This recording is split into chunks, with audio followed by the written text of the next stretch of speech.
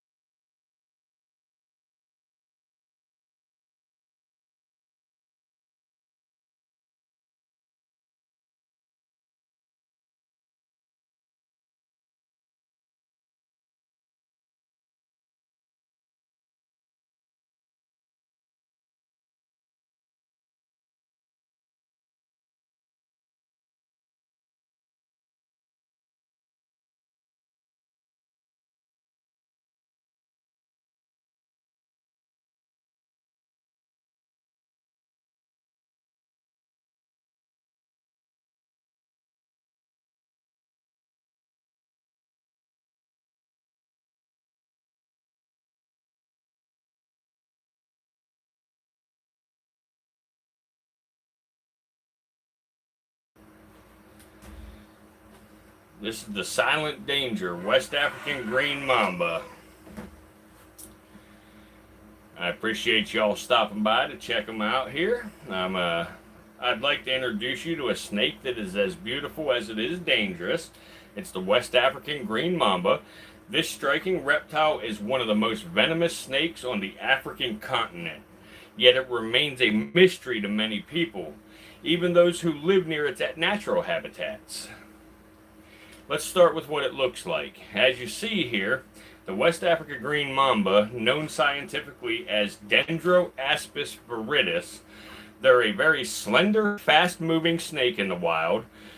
They got glossy green scales that help it blend into the dense tropical forests and coastal thickets of West Africa. They typically grow between 1.4 and 2.2 meters long. That's around 5 to 7 feet. Some of them can grow even longer. Their elegant leaf-colored body gives it excellent camouflage in the trees where it spends most of its time. Now let's talk a little bit about behavior. Unlike its relative, the black mamba, which is known for its aggression, the West African Green Mamba is generally shy and avoids confrontation.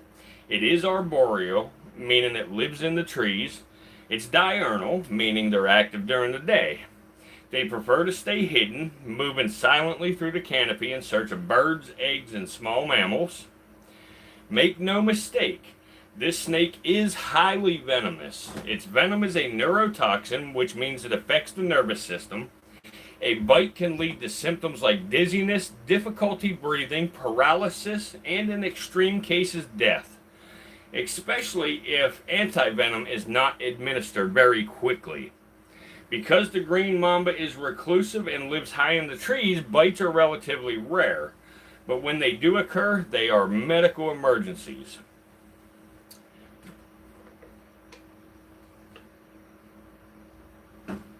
So, just as a question, why are these snakes important? Why should we care? Well, the West African Green Mamba plays a crucial role in maintaining the balance of its ecosystem. As a predator, it helps control populations of birds, rodents, and other small animals. Without snakes like the Green Mamba, we'd likely see an explosion in pest populations, which could damage crops, spread disease, etc. Unfortunately, like many species today, the Green Mamba faces threats, mainly from habitat loss, as the forests are cleared for farming, logging, urban development. The snakes just lose their home from this. They're also killed out of fear. Even though they rarely pose a real threat to people, educating the communities in Africa about the snake's behavior and importance can go a long way towards reducing unnecessary killing. What can we take away from this? The West African Green Mamba is a fascinating example of nature's beauty and danger combined. It reminds us that not all deadly creatures are aggressive or evil. Some simply want to be left alone. With greater awareness and respect for wildlife, we can coexist with the remarkable animals instead of fearing them. In the end, whether you admire snakes or fear them, there's no denying that the Green Mamba's place in the rich and complex web of life in West Africa.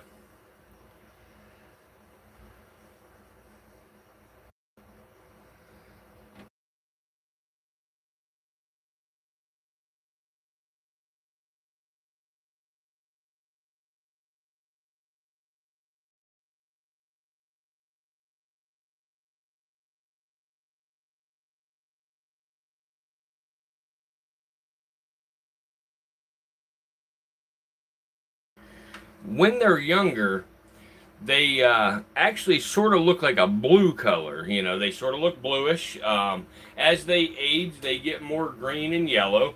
As you see, they start with a real vibrant green, and as you go down the body towards the tail, it turns into a very bright yellow with the nice, real dark highlighting of the scales. They are a very pretty snake, but again, very dangerous. In the wild in West Africa, not so much because they avoid people. But in captivity or in the pet trade, it's a very dangerous animal to handle, such as when you take it out of its enclosure to clean, during feeding. You know, there are very great risks to handling one of these snakes.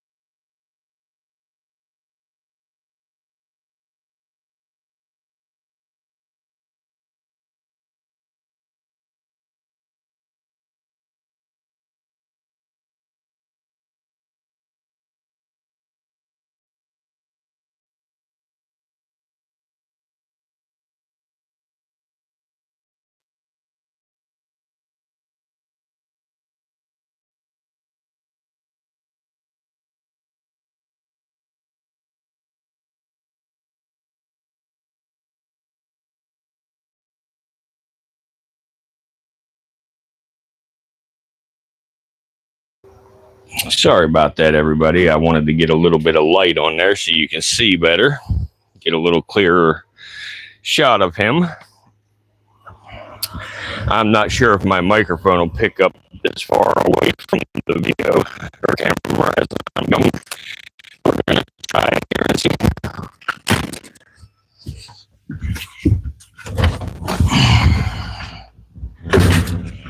Can y'all drop some ones in the chat? Let me know if you can hear me.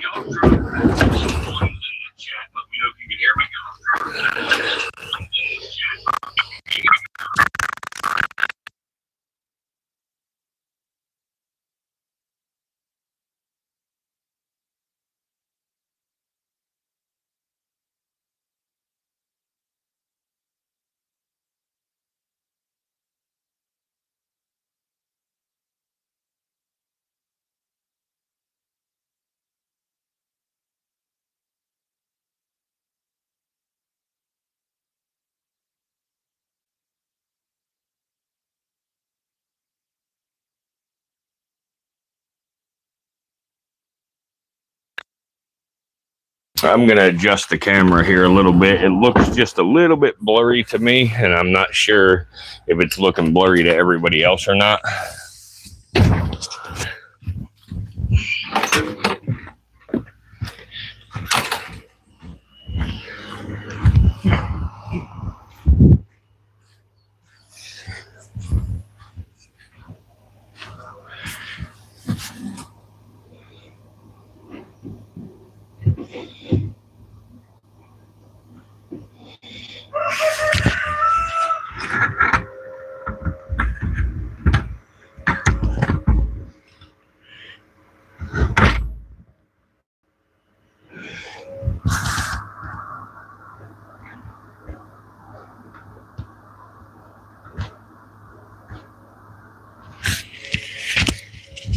All right, that looks just a little bit better to me, so hopefully it looks all right to all of y'all. And if you have just come in, what you're looking at is a West African green mamba, scientifically known as dendroaspis viridis. A lot of you may have heard of or are familiar with their cousin, the black mamba.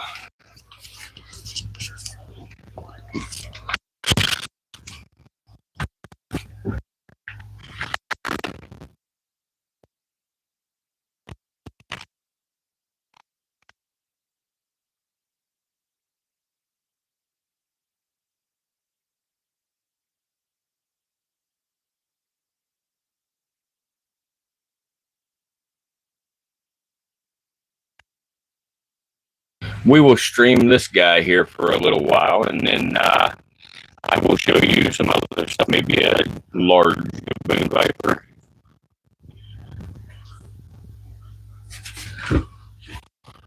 I apologize. My microphone's breaking up. I'm a little distance from the camera.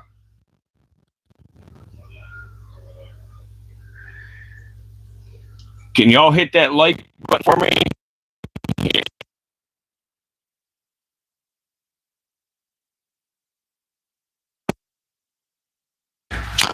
Can y'all hit that like button for me? Double tap the center of your screen. That's how you like a live stream.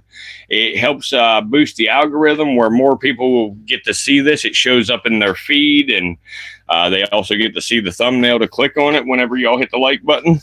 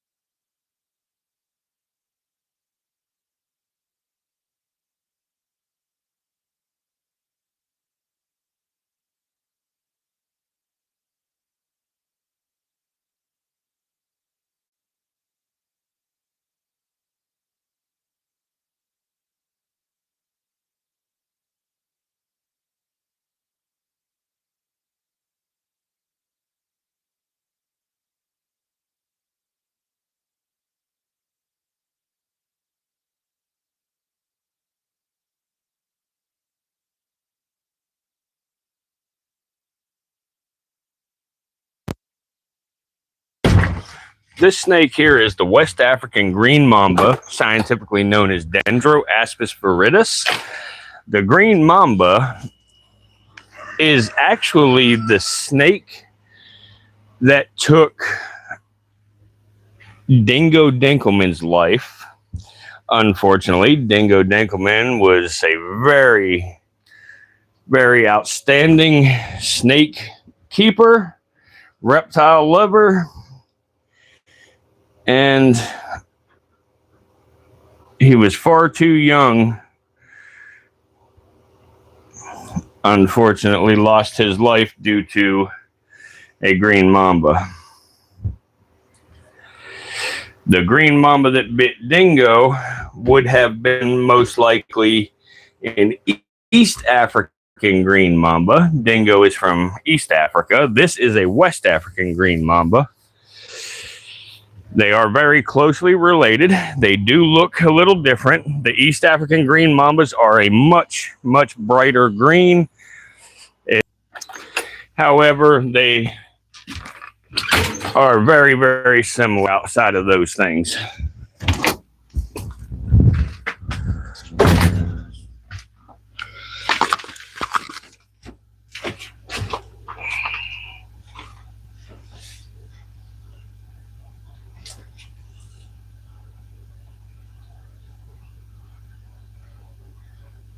Hey everybody, there's about 13 people in here. Can y'all hit that like button for me? Double tap center your screen or the 3 dots in the upper right corner. If you click on that, a drop down menu will come up and you can hit the thumbs up in there. I apologize for the crappy audio right this second. I am far from the camera and I am also a little distance from my microphone.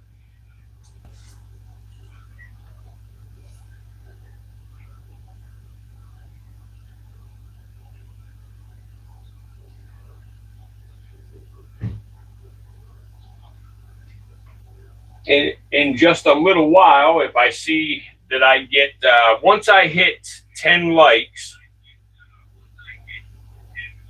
I am going to go ahead and feed this guy.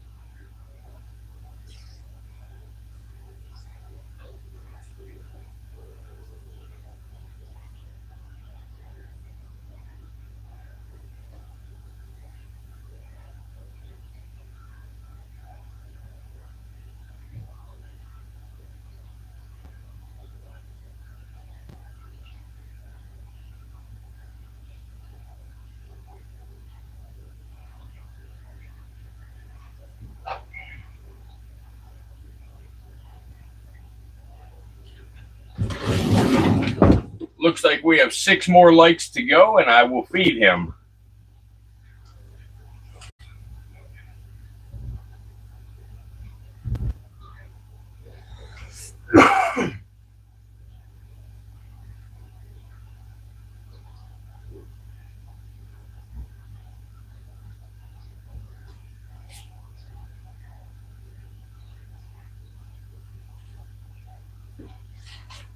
Are you in here yet today, Sue?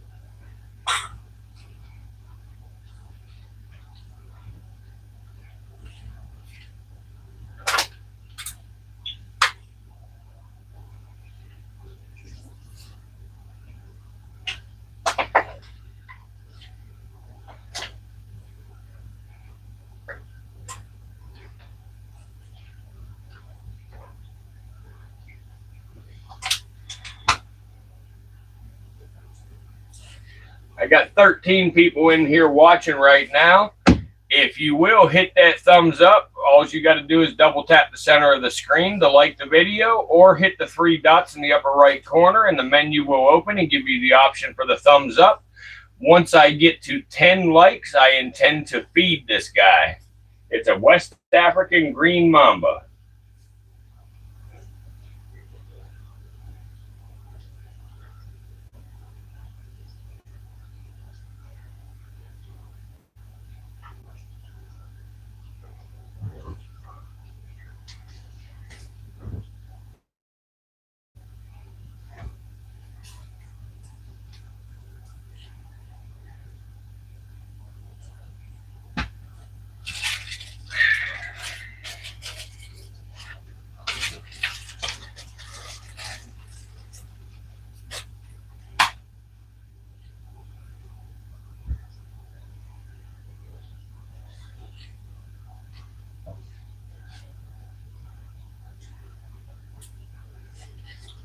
I'm sorry I'm not doing a whole lot of talking today about the species. I've got a horrible toothache today. I apologize.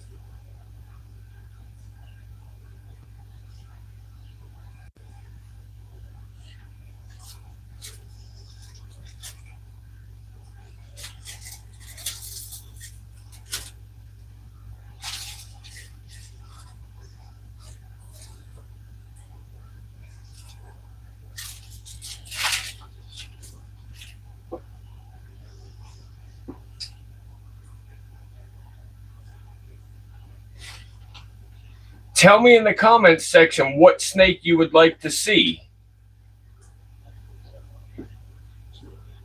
I may very well have any snake you can think of.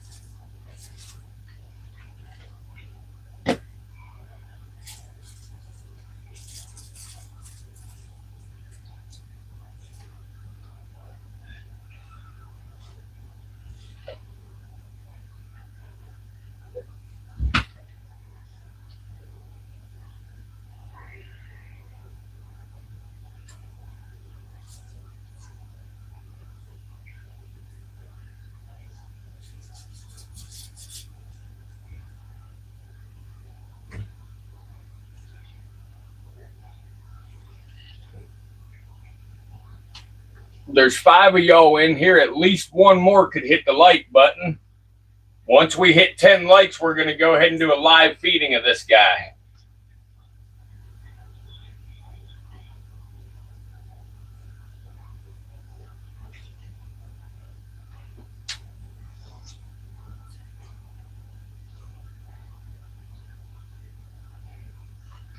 Come on, guys. It doesn't cost you anything to double tap that screen. It don't take any extra time or nothing. Double tap that screen. Give us the thumbs up.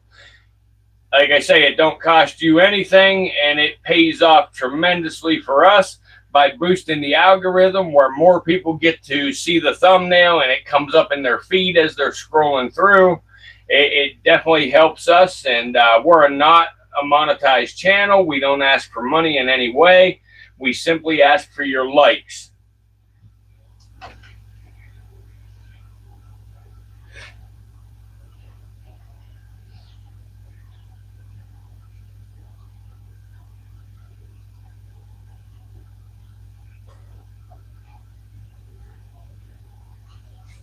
There's nowhere else on the internet right now that you can go and see a green mamba live.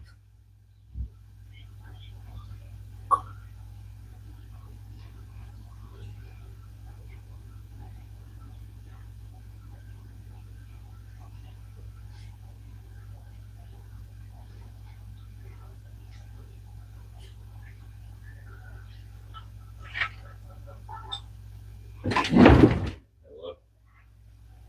Hey. Right. Okay. But that's how that she had to do paper from Charles. Right.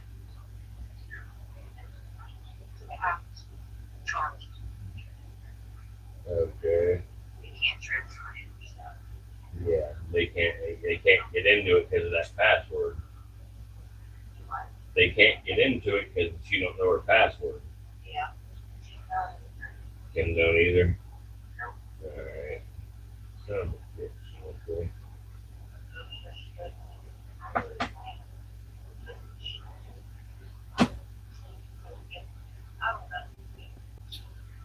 Well, like I said, if we buy one and put it on Cricket, since she has a phone for now, I can use the phone for camera later, you know.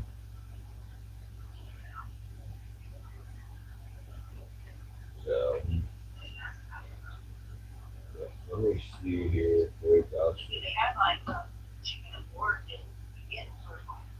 Yeah. Let's see here. I'm looking.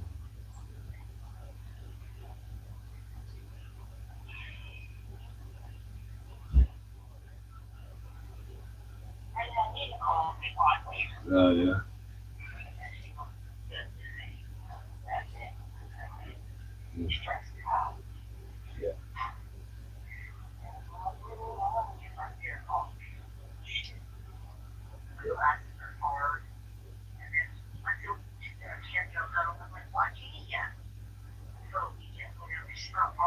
Yeah.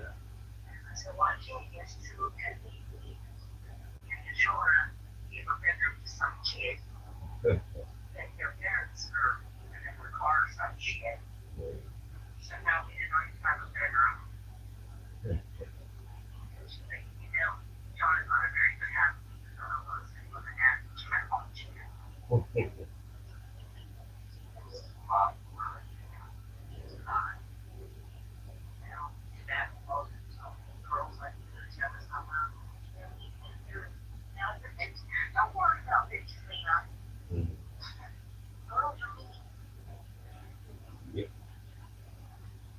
Oh, I know. I live with them.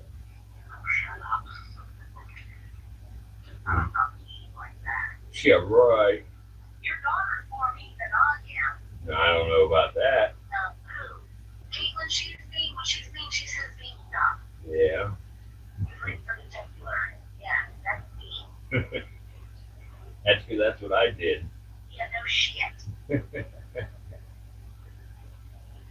Let's see. Yeah, I mean, it's. I could have one overnight. I could have an iPhone overnight for fucking $232.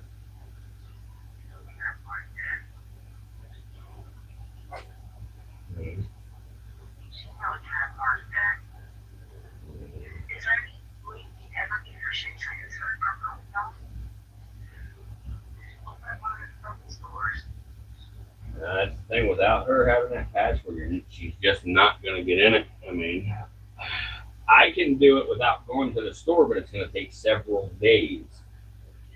I can, I'll pay the fucking price for the damn phones. I'll use it as a camera. Because they get a good fucking camera on them. That's what I'm saying. And this one here is unlocked, so they can be used for cricket. I mean, I'll pay the price for the phone. She can use it till she gets hers straight. And then afterwards, I'll just use it as a damn camera. You know?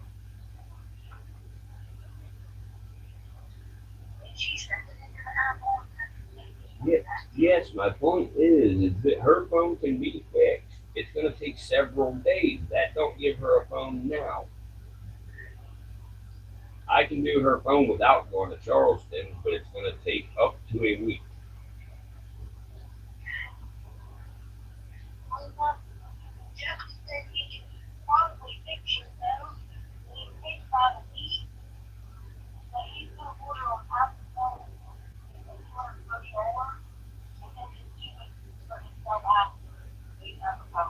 That way she can use it for now.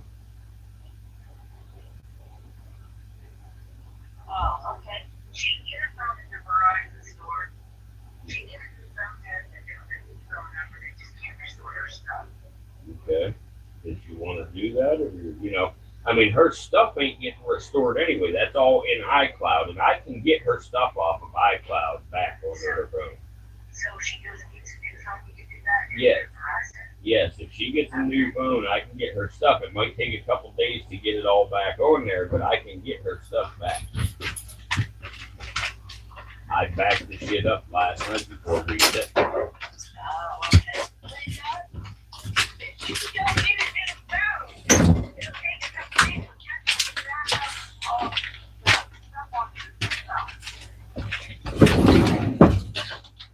Hey, I got a microphone going.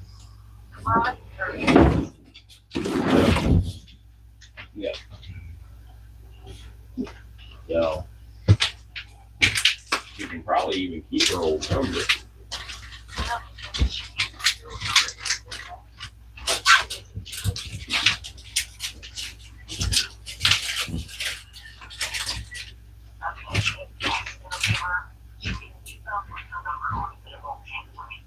Yeah, that's fine. Do that, and then I can get all her stuff back on it. Might take a few days, but I can get it all because I can get into iCloud on her fucking device. So.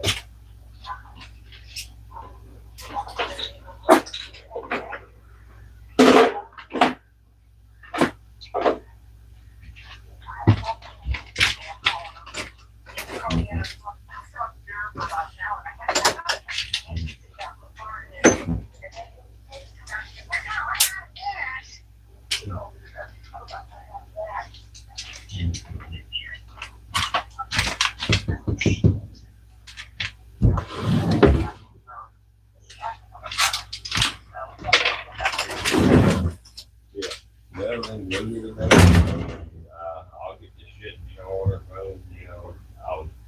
I'll start the process. The worst comes to worst, it'll take a few days to get it all back on there. But it's all backed up in iCloud anyway, so her pictures, her contacts, all that's in iCloud.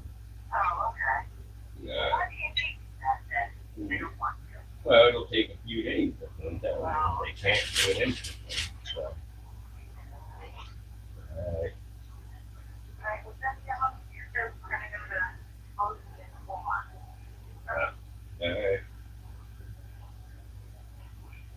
Alright. Love it. I guess you need to unmute your fucking phone.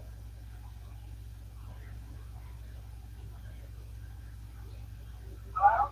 Yep. All right, love you. Love it.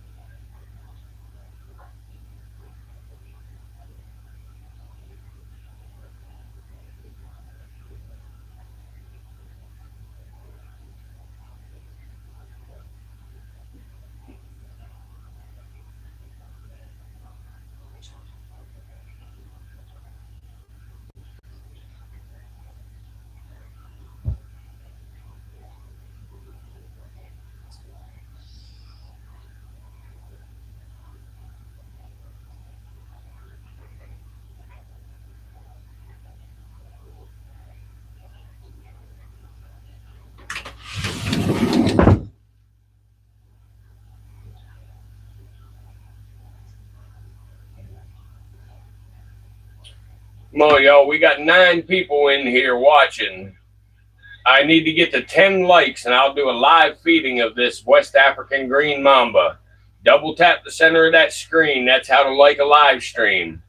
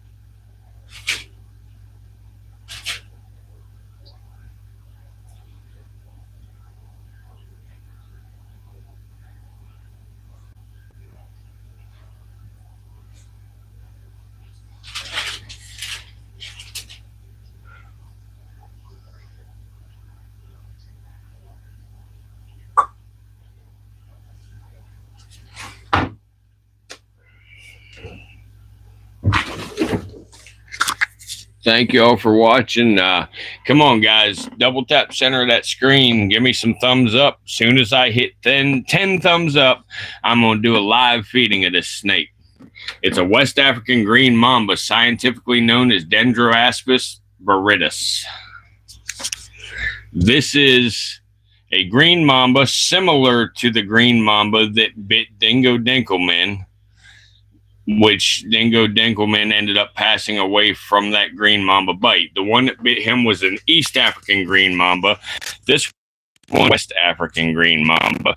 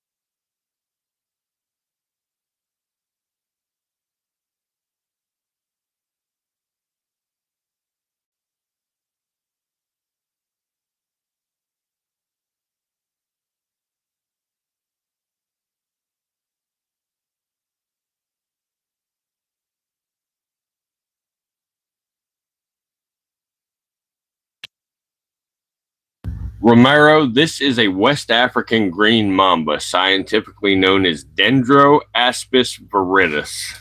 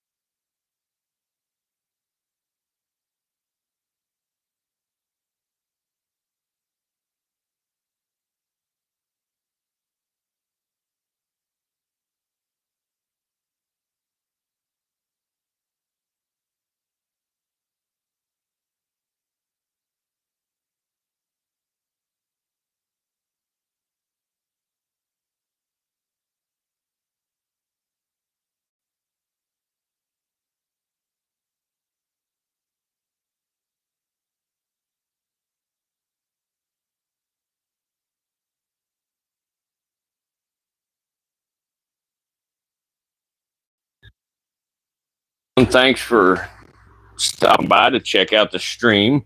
What you're looking at here is a West African green mamba, scientifically known as dendroaspis viridis. They are obviously native to West Africa. They are a very shy snake.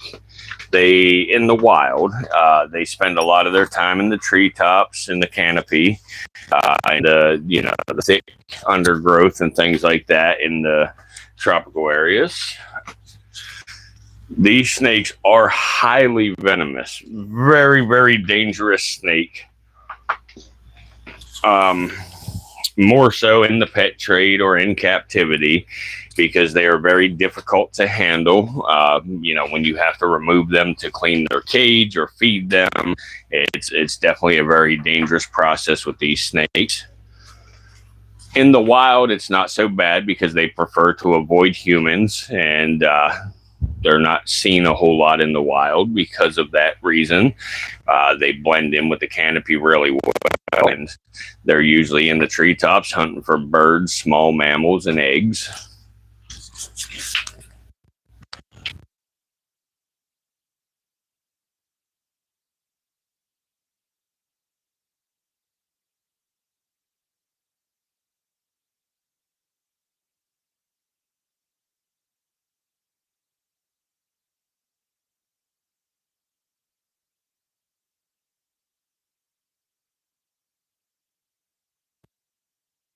Sir Romero, they are very vibrant, very bright colored. I appreciate you stopping by as always. Have a good day at work, and I hope to see you later on in one of the streams. See you next time. Thank you very much, buddy. If you haven't already, go ahead and hit that like button for me. If I can get 10 people to give us a thumbs up, I intend to do a live feeding of this snake soon as I hit 10 likes.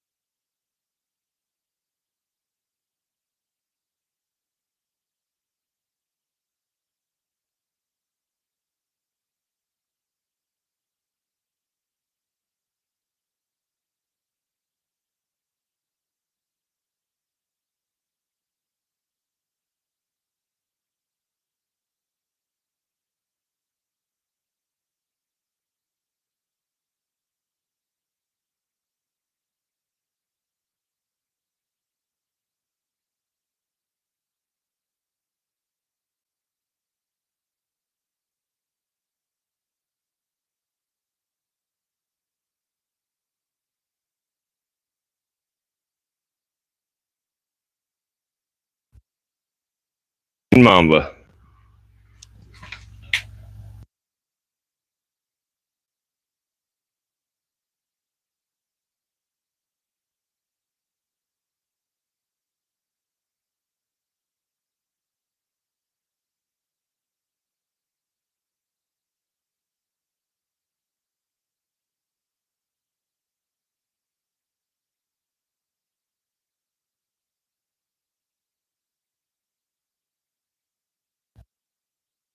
Four more likes to go, and we will feed this green mamba. Come on, guys. Double tap the center of that screen. Give us a thumbs up so you get to watch a live feeding.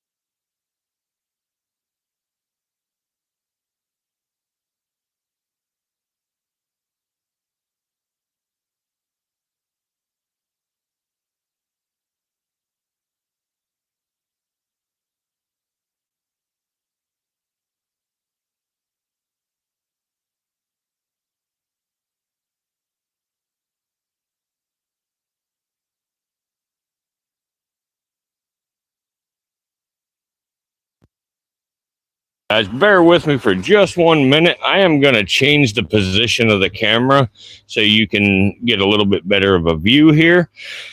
I need 4 more likes. As soon as I get 4 more likes, we intend to do a live feeding of this West African green mamba.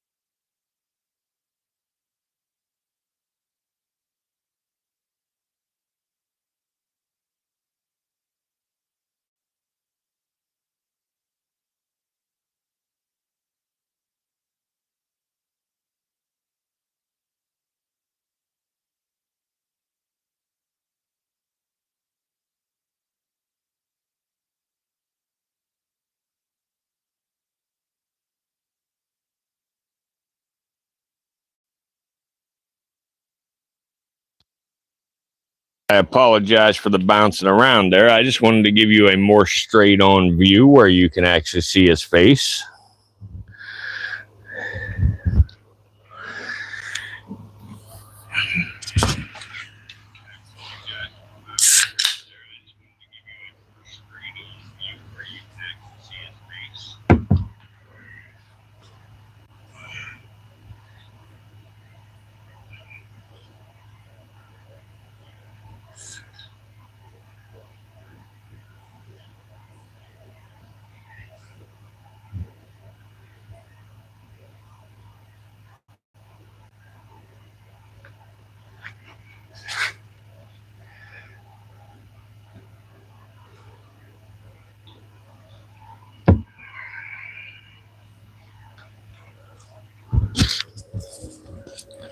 You're looking at a West African Green Mamba, dendroaspis viridis. I need 4 more likes, guys, and I'm going to do a live feeding. So if you will, please double tap the center of your screen, or in the upper right corner, the 3 dots, you tap on that, and a menu will come up, and you will be able to tap the thumbs up in that menu. However, it's the fastest and easiest to just double tap the center of your screen.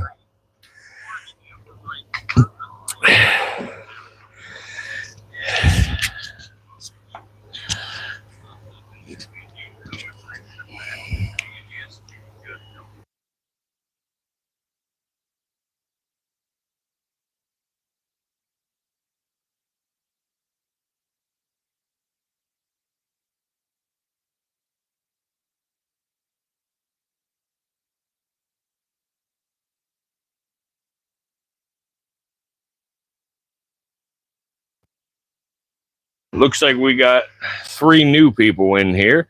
If y'all will, please double tap the center of that screen. Give us a thumbs up. Soon as we hit 10 likes, we intend to do a live feeding of this West African Green Mamba. For those of you who are into reptiles, you probably know Graham, Dingo Dinkelman from Africa. He was basically Africa's Steve Irwin.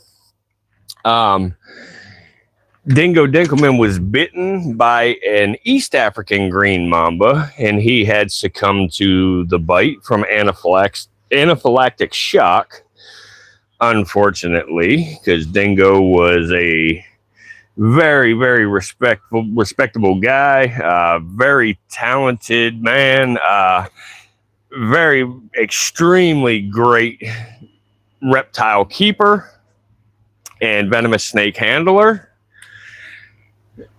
And he has gone far too soon. He was bit by an East African Green Mamba. What you are looking at here is the West African Green Mamba. They are closely related. They are very similar. The East African Green Mamba is probably a little bit brighter, or I don't know how to explain it, but I would say darker but brighter at the same time. Green color, more pronounced, I reckon you could say. These West African specimens, when they are young, they kind of look blue, and as they age, they start to get more green. And as it goes down the body, they start at the head, very vibrant green color. And the closer to the tail you get, it starts to transition into a yellow color. And by the time you get to the last, 8, 9 inches of the tail, it is a nice bright yellow color. And that's what you're actually seeing his head resting on, is the yellow portion of his tail.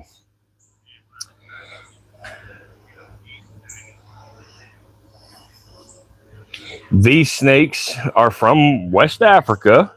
They spend a lot of their time in the treetops, up in the canopy, blending in. That's their camouflage. They feed on small mammals, birds, eggs, and things like that.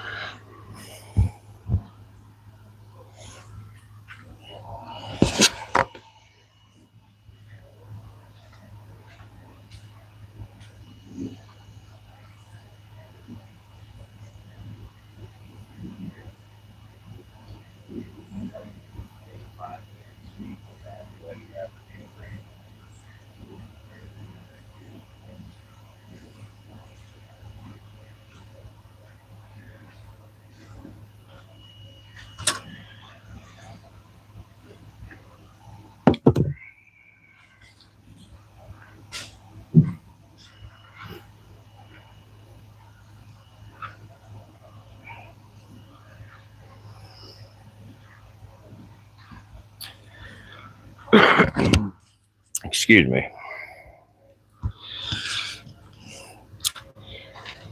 the mysterious West African green mamba. Good afternoon, everyone. I'd like to take you on a quick journey into the rainforest of West Africa, where one of the continent's most elusive and striking snakes live, the West African green mamba, scientifically known as dendroaspis viridis. Now, when most people hear mamba, they immediately think of the black mamba, famous for its speed and danger, but its lesser known cousin, the West African green mamba, is just as fascinating, and in some ways, even more mysterious. Let's start with what makes this snake so striking. It's its looks. The West African green mamba is slender, agile, and vividly bright green, which allows it to blend almost perfectly with the treetops and dense rainforests. These snakes are arboreal, meaning they spend most of their lives in the trees, rarely touching the ground, with adults typically reaching around 6 to 8 feet long, and the specimen you are looking at now is 6 feet long. They are surprisingly long for a snake that moves so gracefully through the branches.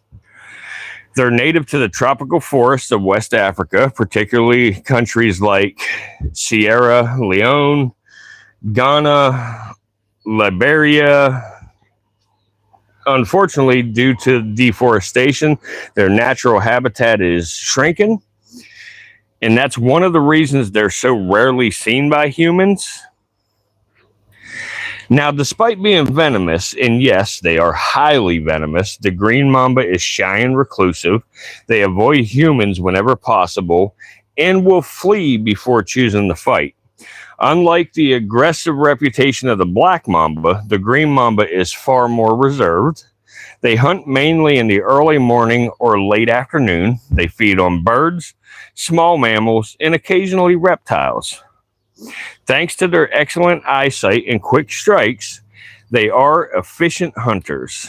Once they bite, their neurotoxic venom rapidly immobilizes their prey, allowing them to swallow it whole. Let's talk for a moment about their venom. The West African green mamba produces potent neurotoxins, which can be fatal to humans if left untreated. The venom affects the nervous system, leading to paralysis and potentially respiratory failure.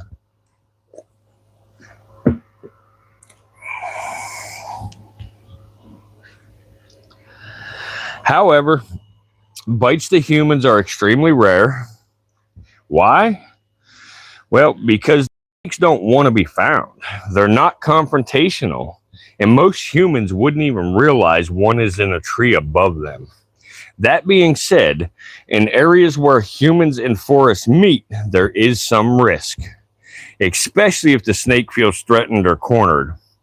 But thanks to modern antivenom and increased awareness, fatalities are uncommon when proper medical care is available. So why should we care about this snake, apart from how cool it looks? Well, the green mamba plays an important ecological role. As a predator, it helps control populations of rodents and other small animals, which can spread disease or damage crops. It's part of a delicate rainforest balance, and losing it could ripple through the ecosystem in ways we may not immediately see. Additionally, the study of snake venom, including that of the green mamba, has led to breakthroughs in medical research, from blood pressure treatments to painkillers. This means that these snakes may hold the key to future medical discoveries. To wrap up what I'm saying, the West African green mamba is more than just a venomous snake. It's a beautiful, elusive, and misunderstood creature that plays a vital role in the ecosystems of West Africa. Instead of fearing it, we should be working to understand and protect it, just like we do with all parts of the natural world. Because in protecting species like the green mamba, we also protect the rich and diverse forests they call home. Thank y'all for watching. I appreciate it. If y'all will give me a thumbs up, once we hit 10 likes, we will do a live feeding of this West African green mamba.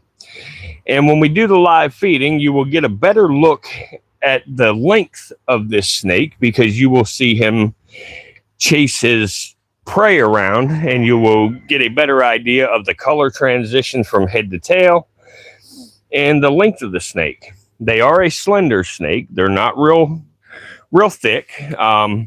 This guy here is, I would say, about as big around as maybe a broom handle.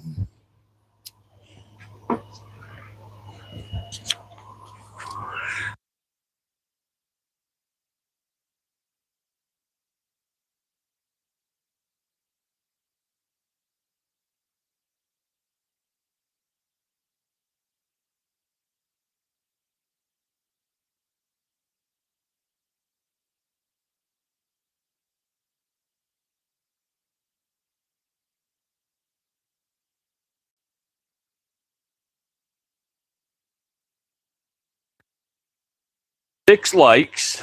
We need 4 more, and then we will do a live feeding of this West African Green Mamba. If you will, double tap the center of your screen for me, please. We don't ask for money here. We are not a monetized channel. We do not ask for donations. We don't beg for super chats. We don't do any of that you usually see in live streams. We simply ask for your likes. Your likes is what keeps us going. With your likes, it helps boost the algorithm and it keeps the stream relevant. It keeps it where people see the thumbnail, get curiosity, and then they click on it and watch our stream for a few minutes. Or it also makes it available in the feed when you're just swiping through.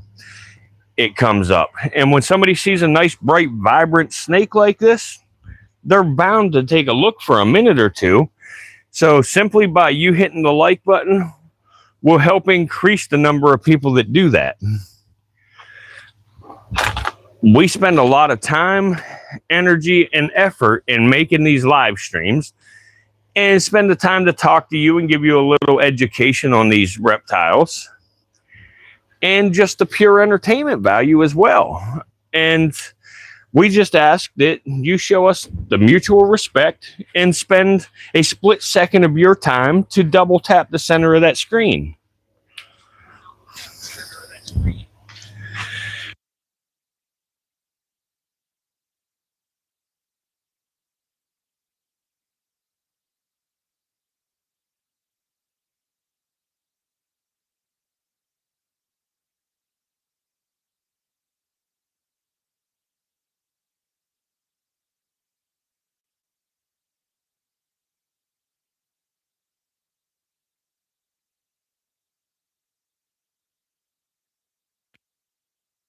Looks like we got about 7 people in here watching right now. You guys would definitely give us enough to hit the 10 likes that we need so we can do a live feeding of this guy. I would really appreciate it if a few of y'all would go ahead and hit that thumbs up or double tap the center of your screen to give us a like. Another way is the 3 dots in the upper right corner. If you click on that, a menu will drop down and you will see the option to hit the thumbs up. And one last way is at the top of your screen where you see the thumbs up with the little number beside it. If you tap that, it will highlight the thumbs up and that will actually give us a like as well. But the fastest, easiest way is to double tap that screen. It takes you no time. You don't have to do anything extra. You simply just give it a quick double tap and it's done. It doesn't cost you a thing to do, but it pays off tremendously for us.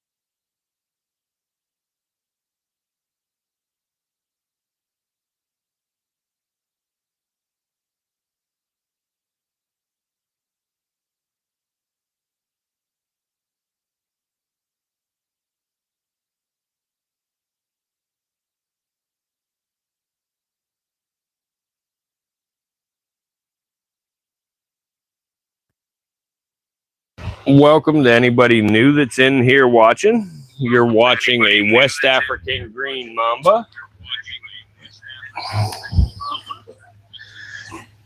The scientific name is dendroaspis viridis.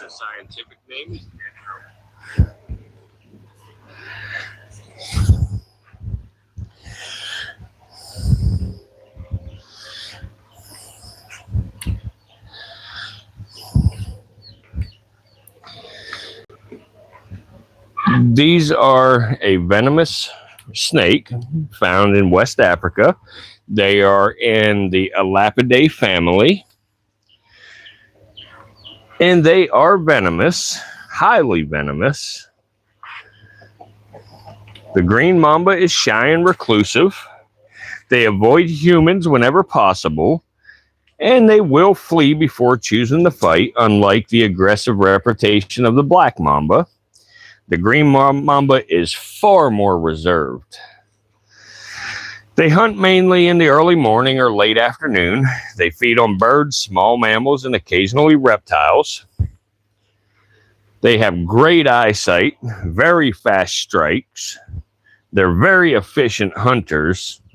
After they bite, their neurotoxic venom immobilizes their prey, allowing them to swallow it whole. The West African green mamba does produce very potent neurotoxins, which can and has been fatal to humans if left untreated. The venom affects the nervous system, leading to paralysis and potentially respiratory failure. However, bites to humans are very rare. They're almost, I can't say almost non-existent. I was about to say that. I can't say that. Just they are very rare. And they're rare because the snakes, they just don't want you to find them. So they hide. They blend in with the treetops, the canopies, and, the weeds, the brush. They're such a green color that they blend right in with the leaves. A lot of the times, most humans in West Africa don't even realize that they are standing right next to one or right underneath one in a tree because how well they blend in. With that said, in the areas where the forests and the humans meet, there is some risk. If the snake feels threatened or cornered, it will stand its ground. But thanks to the modern anti-venom and increased awareness, it's very rare that anybody dies from these because proper medical care is available nowadays.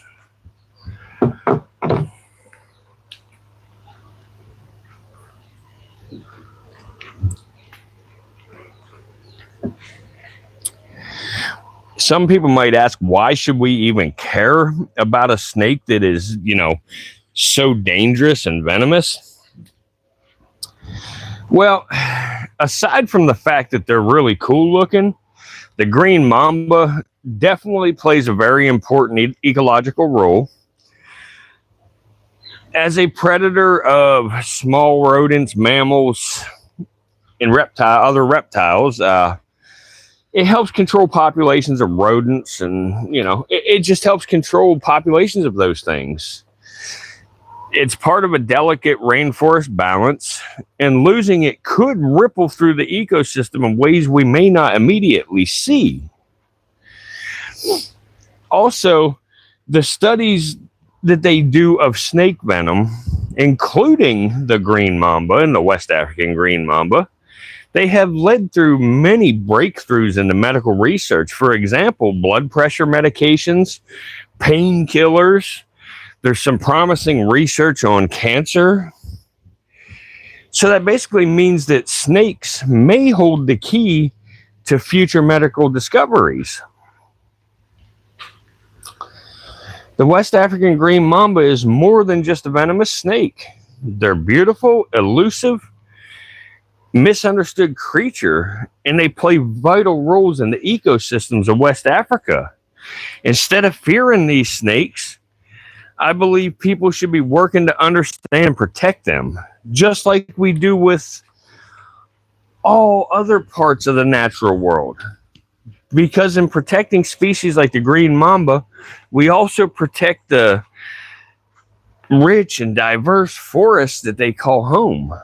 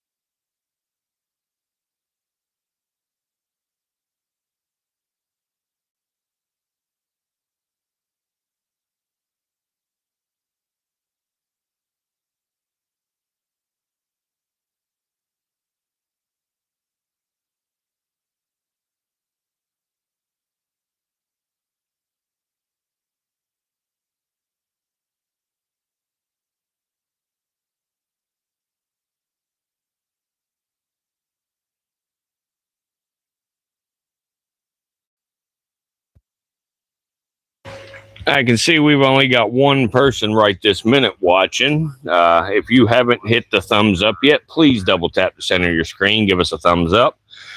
Once we get 3 more likes, we are going to do a live feeding of this guy. This is a West African green mamba, scientifically known as dendroaspis viridis. 3 more thumbs up and we do a live feeding. Come on, y'all. Give us a thumbs up. This snake's very hungry. He wants to eat.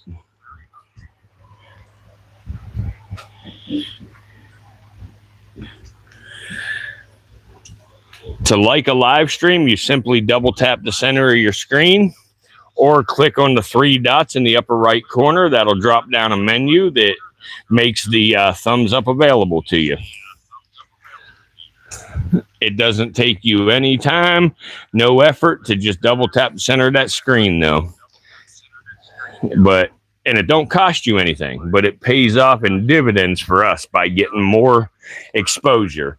We don't ask for money. We're not a monetized channel. We don't beg for super chats. We don't do any of that. We simply ask for your likes.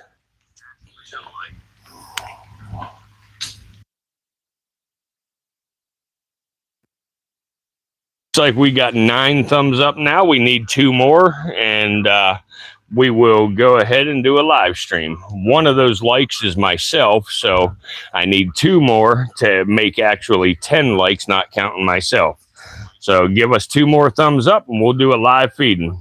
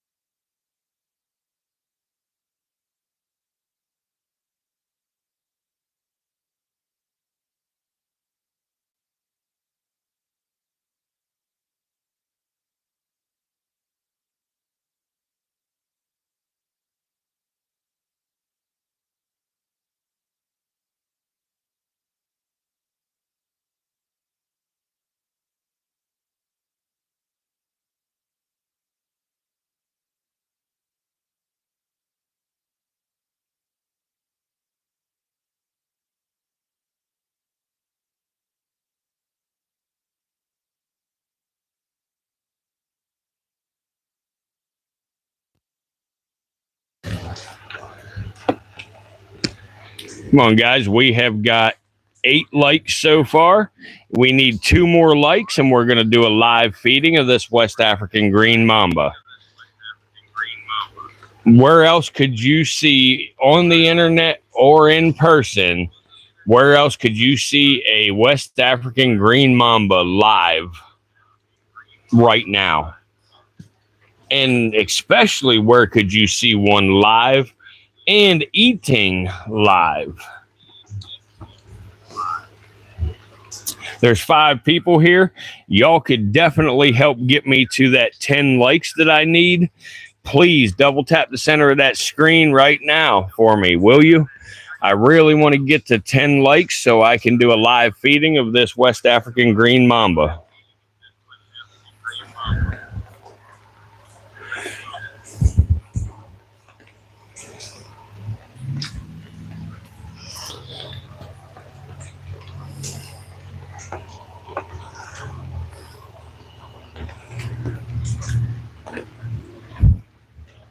I get 10 likes, I'd like to take you on a quick journey into the rainforest of West Africa, where one of the continent's most elusive and striking snakes live, the West African Green Mamba, scientifically known as dendroaspis viridis. Now, when most people hear mamba, they immediately think of the black mamba, famous for its speed and danger, but its lesser-known cousin, the West African Green Mamba, is just as fascinating. And in some ways, they're even more mysterious. Their habitat and appearance. Let's start with what makes the snake so striking, its looks. The West African Green Mamba is slender, agile, and vividly bright green, which allows it to blend almost perfectly with the treetops and dense rainforest. These snakes are arboreal, meaning they spend most of their lives in the treetops, rarely touching the ground. Adults typically reach between 6 and 8 feet in length. They're surprisingly long for a snake that moves so gracefully through the branches. They're native to the tropical forests of West Africa, particularly countries like Sierra Leone, Ghana, Liberia. Unfortunately, due to deforestation, their natural habitat is shrinking, and that's one of the reasons that they are rarely seen by humans.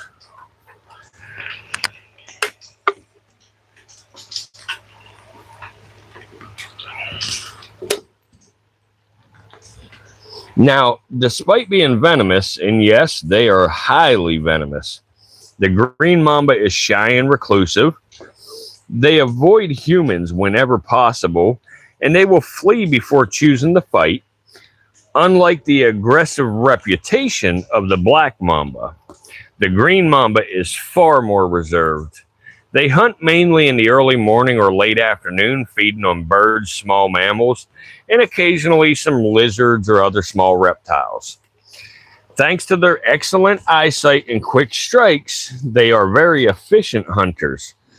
Once they bite, their neurotoxic venom rapidly shuts down their prey, allowing them to swallow it whole. Let's talk for a moment about their venom. The West African Green Mamba produces potent neurotoxins, which can and has been fatal to humans, especially if left untreated. The venom affects the nervous system, leading to paralysis and potentially respiratory failure. However, bites to humans are extremely rare. Why? Because these snakes don't want to be found. They're not confrontational, and most humans wouldn't even realize one is in a tree above them or in a bush next to them. That being said, in areas where the humans and the forests meet, there is some risk, especially if the snake feels threatened or cornered. But thanks to modern antivenom and increased awareness, fatalities are uncommon when proper medical care is available. So why should we care about this snake? Apart from the fact that it's really cool and looks like a living dragon. Well, the green mamba plays an important role, an ecological role. As a predator, it helps control populations of rodents and other small animals. And everybody knows that rodents can spread disease or damage crops. It's part of a delicate rainforest balance, and losing it could ripple through the ecosystem in ways we might not immediately see. Additionally, the study of snake venom, including that of this green mamba, has led to breakthroughs in medical research. Examples I have given already are blood pressure medications, painkillers, cancer research. This means that snakes may hold the key to future medical discoveries. To wrap up what I'm saying, the West African green mamba is more than just a venomous snake. It's a beautiful, elusive, and misunderstood creature that plays a vital role in the ecosystems of West Africa. Instead of fearing it, we should be working to understand it and protect it, just like we do with all parts of the natural world. Because in protecting species like the green mamba, we also protect the rich and diverse forests they call home. Double tap center of that screen, give us a thumbs up. We are almost where we need to be to do a live feeding.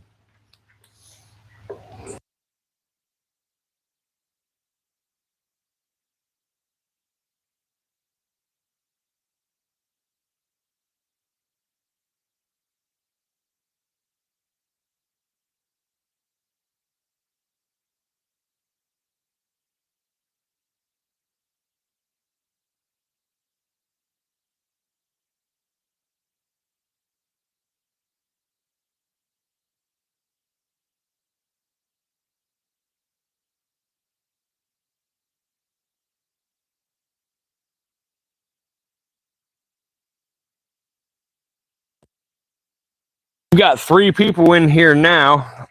Have at least one of y'all that ain't in here or that are in here haven't hit the like button yet? Please hit that like button for us. Double tap center of your screen to give us a like, or in the upper right corner, hit the 3 dots. There's a drop down menu. Thumbs up. We need 2 more likes, and we're going to do a live feeding of the West African green mamba. Bear with me a second. I just knocked the camera over. I got to get it set back on here real fast. It'll only take me just a second.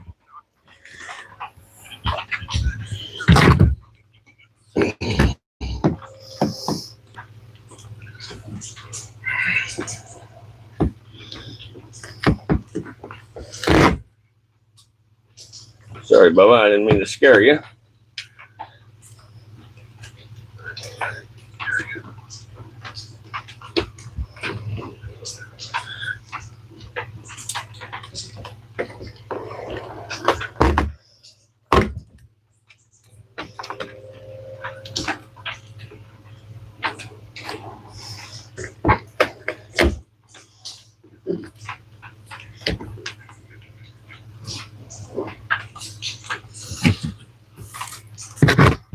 All right, there we go. I apologize about that.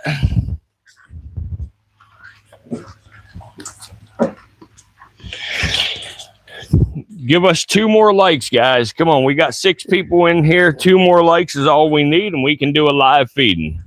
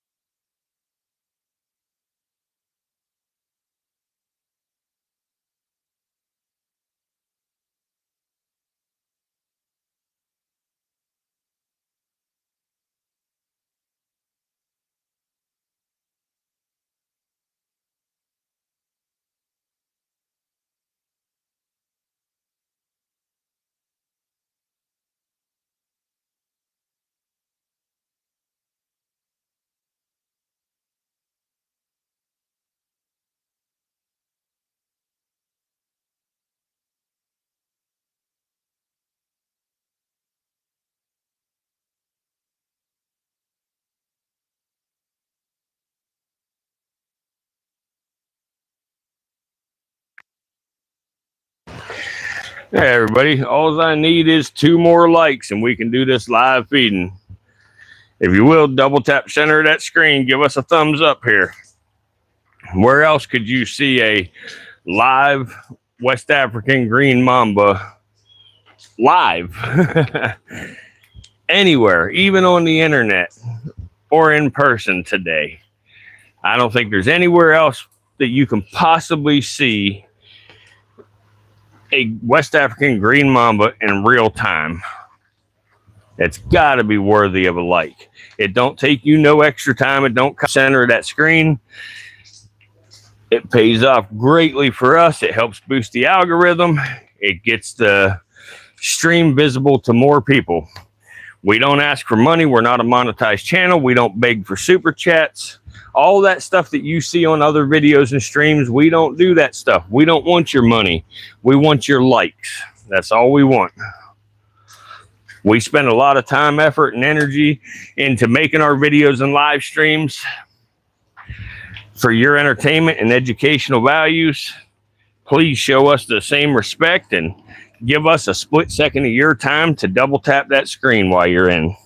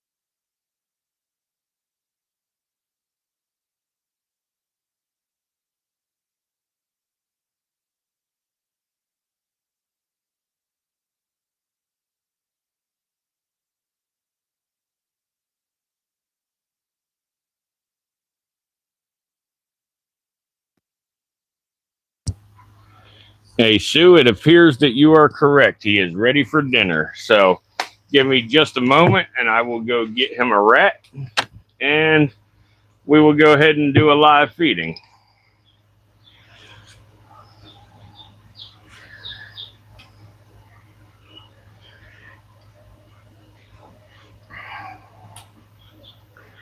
Looks like we've only got 3 people watching, but that's okay. We're going to go ahead and do a live feeding with this guy, West African Green Mamba.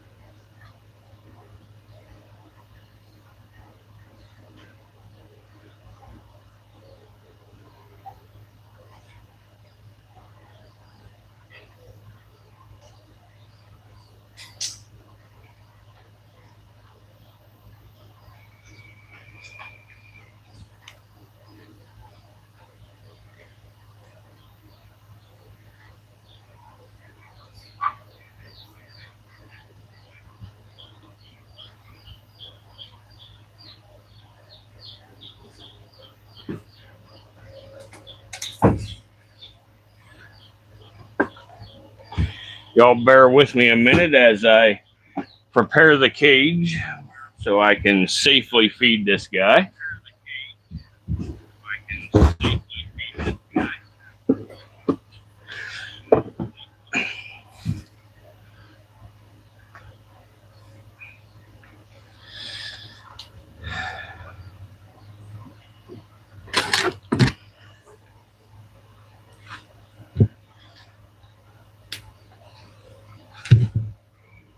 I'm going to change the camera position.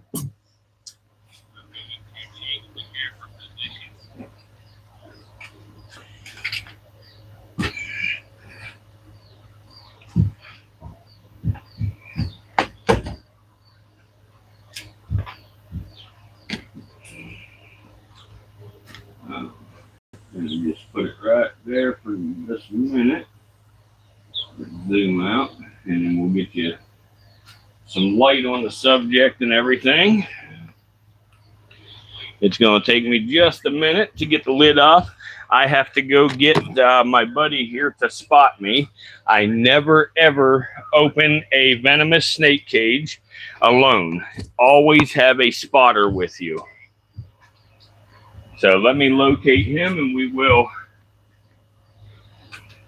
move forward with the feeding process. It'll take me just a moment.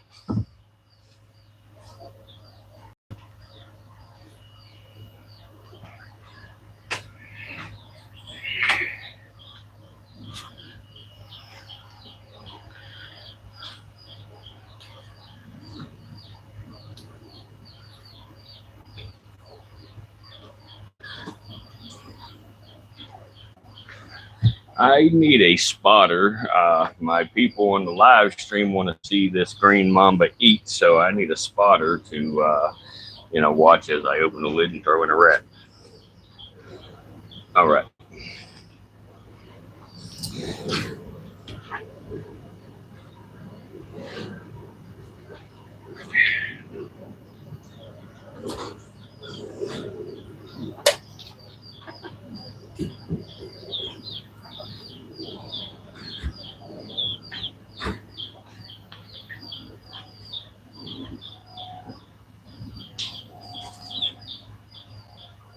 believe that should do it as far as y'all getting close enough here. Let's see. Try to zoom it to about there. Let me put some light on the subject. Okay. There we've got a little light on the subject. And we will see.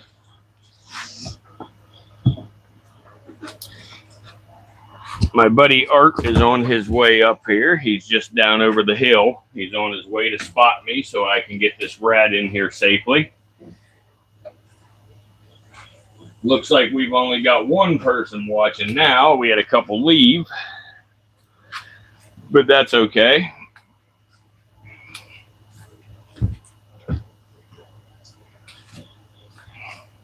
Are you still with us, Sue?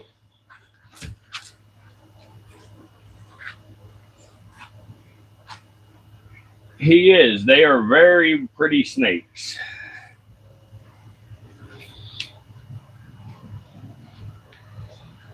I'm hoping that it's coming in clear for y'all.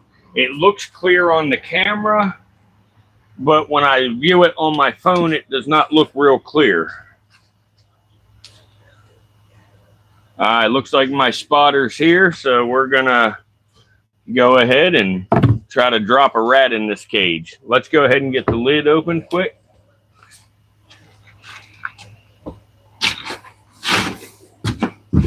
You ready? Yeah. All right, let's get it unscrewed.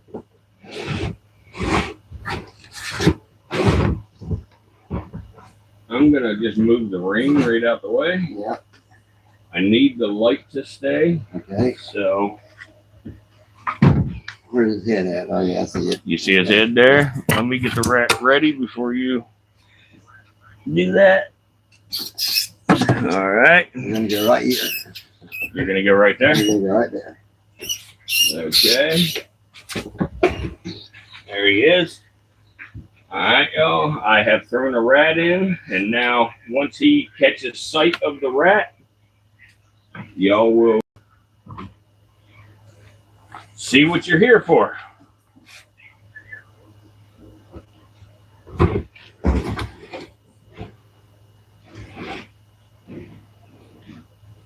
I'll get him now. All right. All right. So we have put a rat in the cage. Soon as he sees that rat, he will go after it and will eat that rat. It might take a minute of watching before he sees it, because the rat is hiding down in the bottom, but he will catch scent or sight of him here, and you will get to see it. I'm going to leave the camera where it's at, and hopefully y'all enjoy. There you go. He's actually hanging his head down now. He's heading down there for it.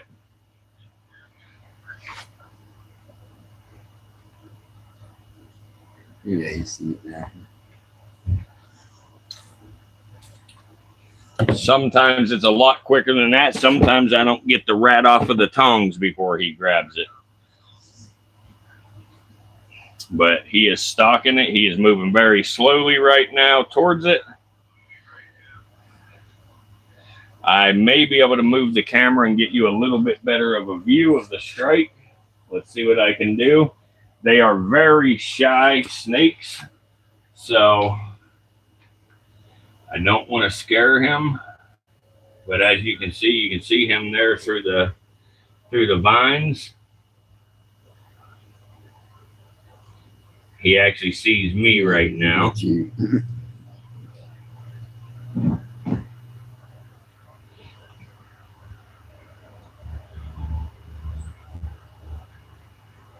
Yeah, he sees me right this minute, but he hopefully will take his focus off of me here in a minute. And if that rat will move a little bit, that will change his focus.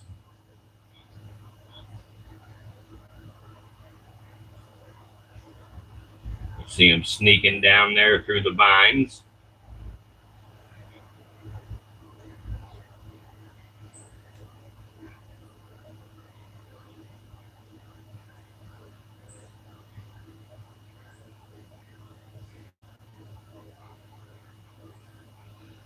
The rat is right down there underneath that branch. I know it's hard to see, but you'll see where his head goes. You see him slowly creeping down there on that rat.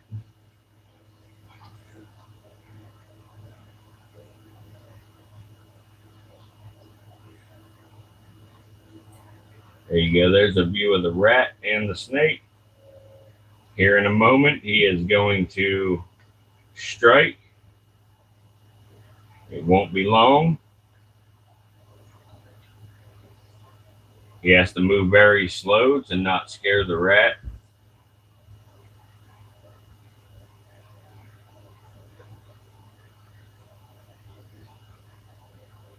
Wow, I'm impressed. 2 people actually left before the strike. Here he goes. He's getting ready. Boom. There he is. That is an extremely fast strike.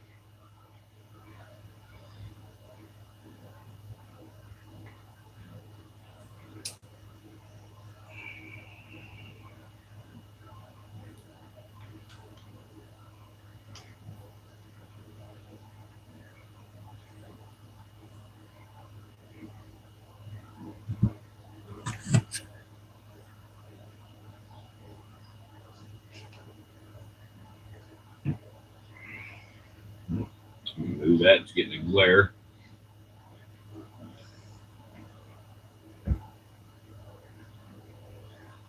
Try to get you the best view possible.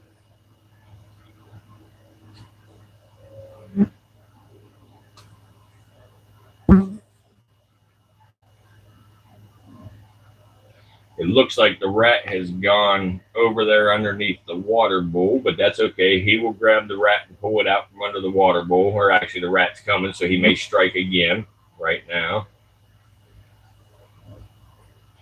But as I've said in other streams, venom is a very, very precious resource to these guys.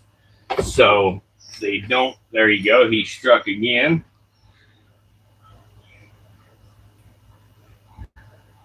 Like I say, the venom's a very precious resource to snakes, so they don't waste it unless necessary. Obviously, this guy thought it was necessary to do a second bite. It's maybe hard to tell on the stream, but you can actually see the venom on the side of that rat there. That dark spot on its, it would be the rat's left side. Our right side is actually a wet spot from venom. And as you see, he's starting to have neurological symptoms from the bite. It's why he's leaning to the side now. I do not get joy out of live feeding. Unfortunately, it is the necessary evil when it comes to keeping reptiles. Try to get you a look at the rat here. Let's see if we can get you. There you go. There's the rat.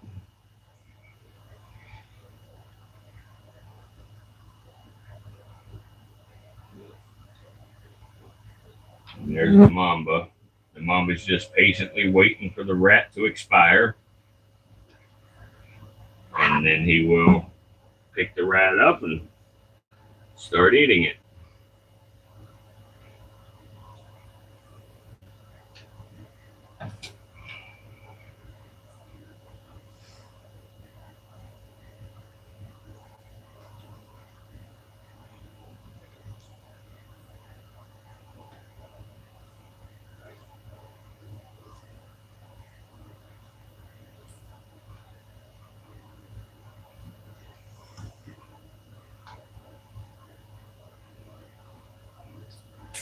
I will try to get you a top view if the rat doesn't come over behind the vines.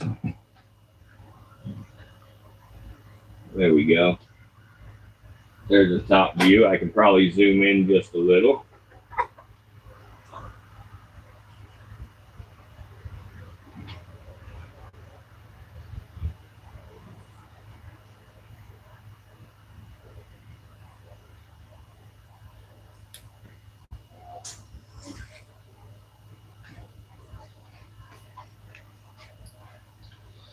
He may strike again, but there you go. He just struck again.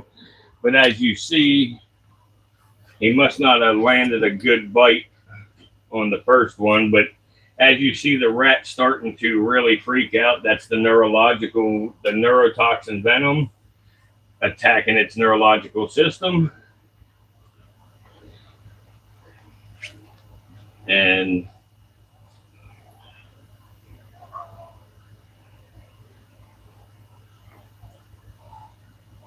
there you go.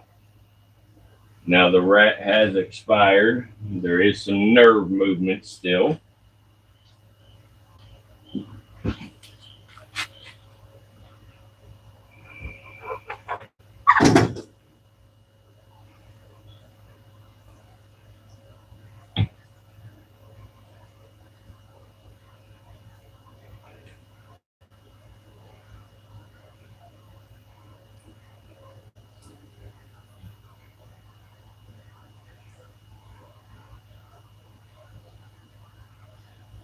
Normally it's a little bit faster of a feeding process, but I have just put this mamba in this cage last night, so he's still a little unsure about some things.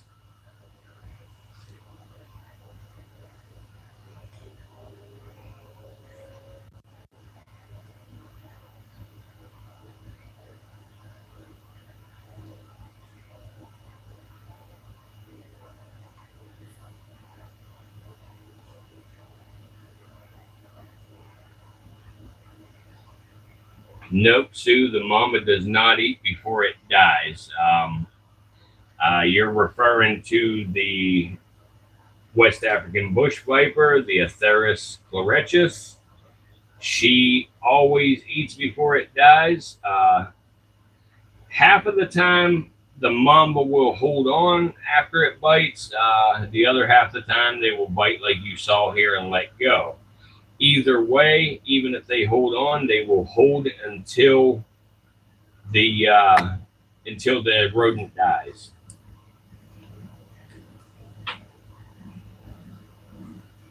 This mamba's starting to inch his way a little closer now.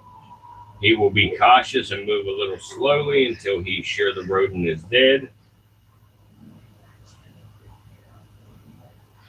I'm sorry about the movement. I'm trying my best to hold this camera still. I'm freehanding it right now.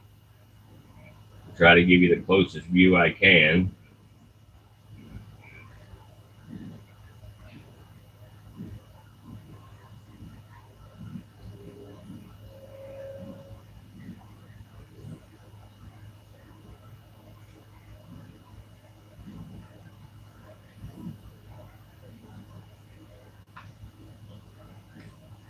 I know when you look at that rat, you look at that snake, you think, wow, that's a big rat, you know, but for this mamba, it's not too big.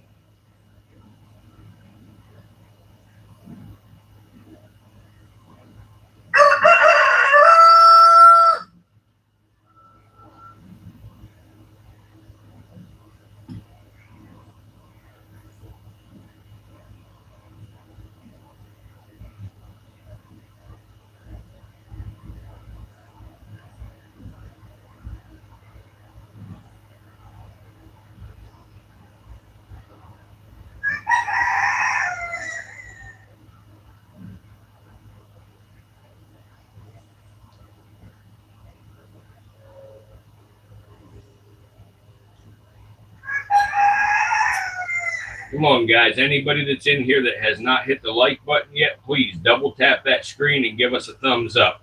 Where else in the world right now can you see a West African green mamba eaten in real time?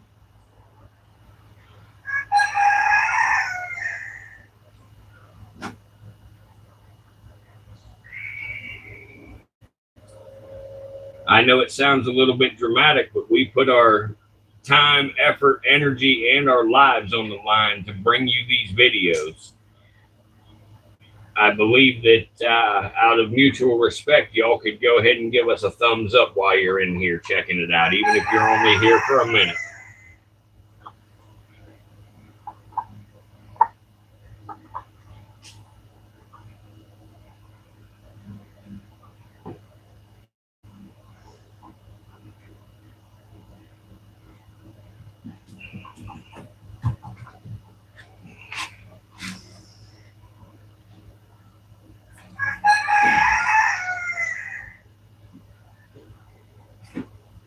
Give me just a moment and I'll focus back in on the snake.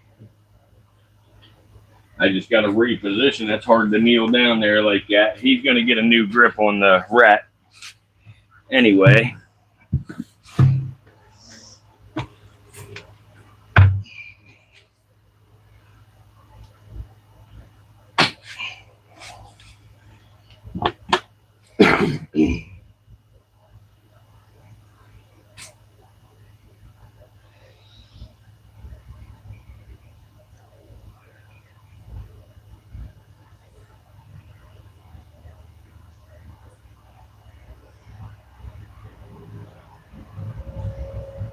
There you go. He got himself a little bit better of a position now. Also, when I moved, I scared him a little bit.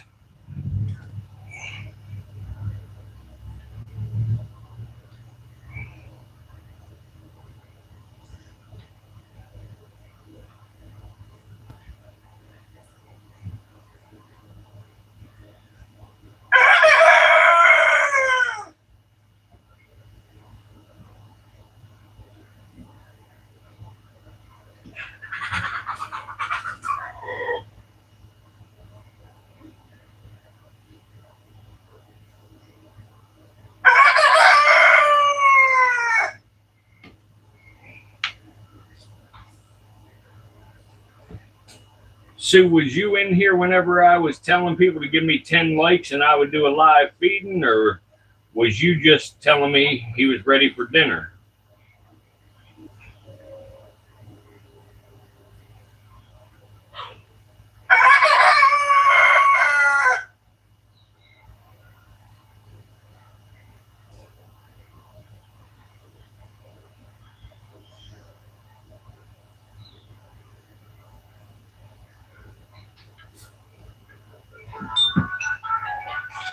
Excuse me for 1 minute. I got to take this phone call. I will.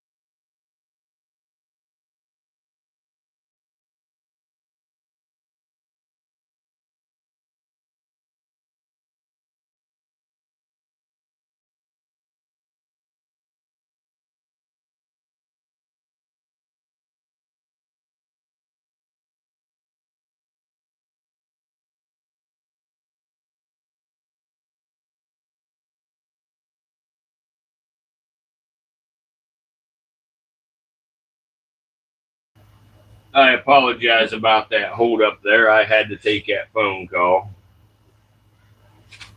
It was the warden, and if I don't answer her call, she gets upset with me.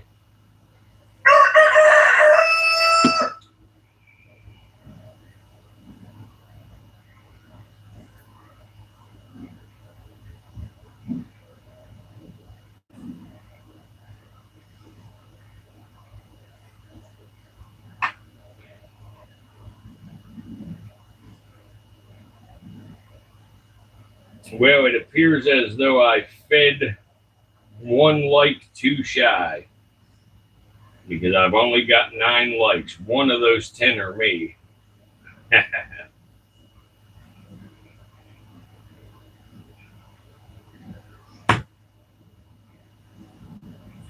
I'm trying to give y'all a good view, but he keeps pulling it underneath the leaves. He's trying to hide from me, is what he's doing.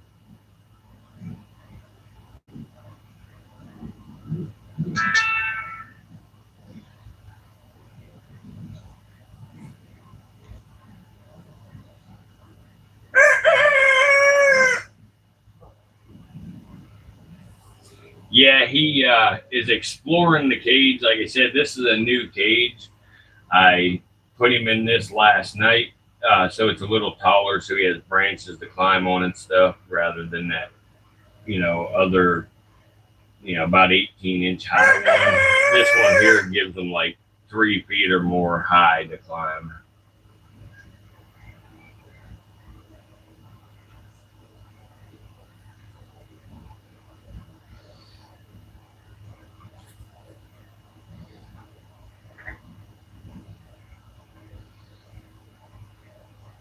But that's a that's a very pretty snake right there. The scales almost look, it sounds stupid for me to say this, but they almost look 3D, which of course they are 3D, but with them black outlines and stuff, it just looks amazing.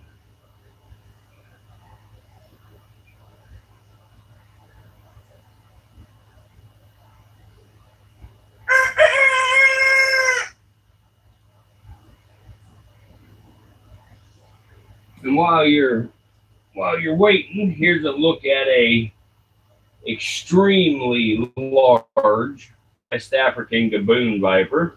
If you give me just a minute, I'll actually pull the cage open and show you where you can get a clear view of them.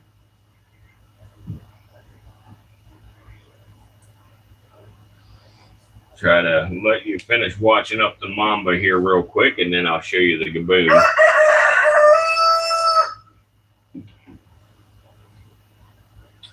And actually, if you're interested, if I get 2 more likes right away, I will show a live feeding of the massive West African gaboon viper.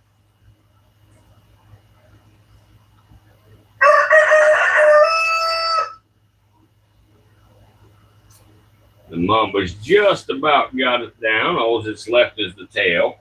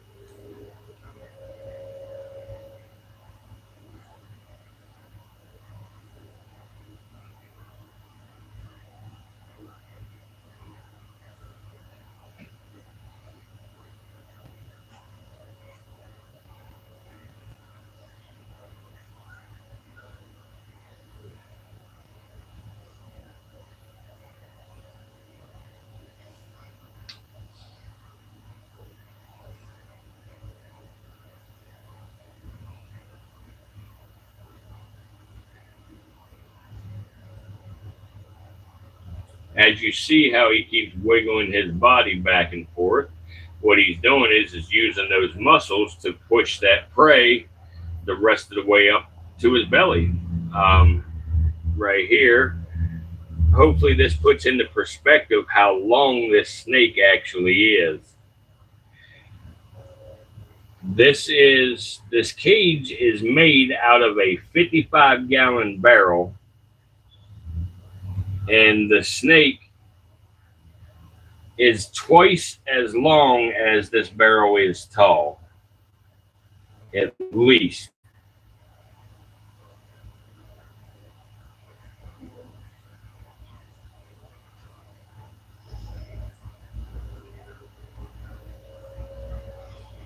All right, and here I'll let you watch them for just a second down through here, and there's a decent look at his tail, how yellow the tail is. But while you're taking a look at that, I'm going to get the gaboon cage opened up and show you the gaboon viper. Looks like I need 1 more like. If I get 1 more like in here, I will do a live feeding of the West African gaboon viper.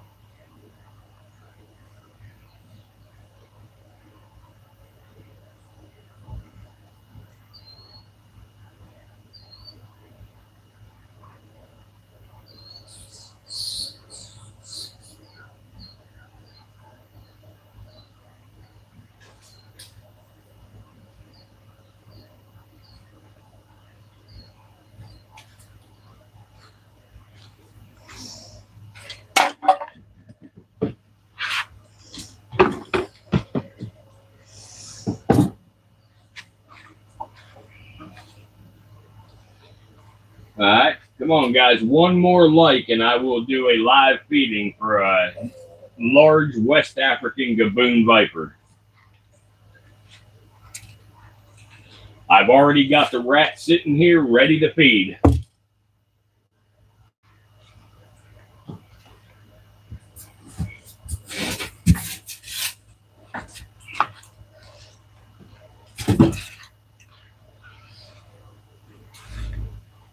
All right, you know what? I'll tell you what, let me adjust the light, and I'm just going to go ahead and feed anyway. If people don't want to hit the light, which a bunch of you have, and I appreciate that, but if one more don't want to hit the light to help everybody see what they're here to see, I'll just do it anyway. The snake got to eat either way. So,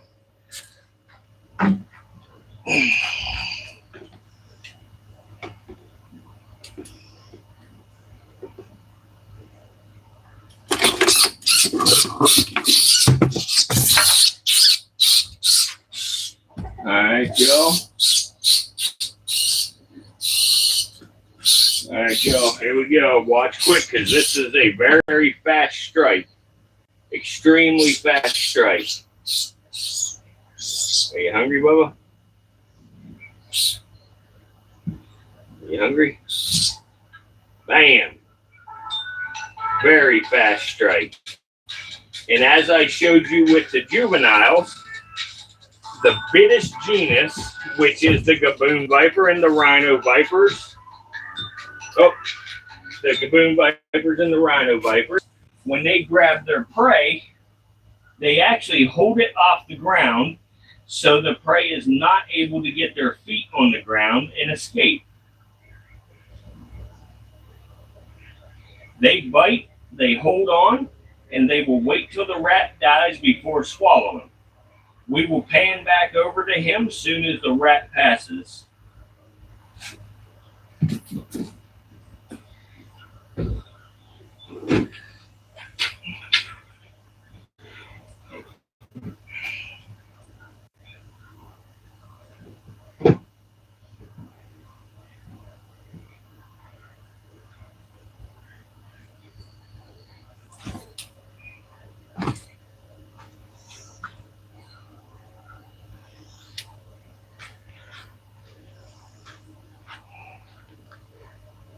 I'll be right back with you. I got to call the warden back again.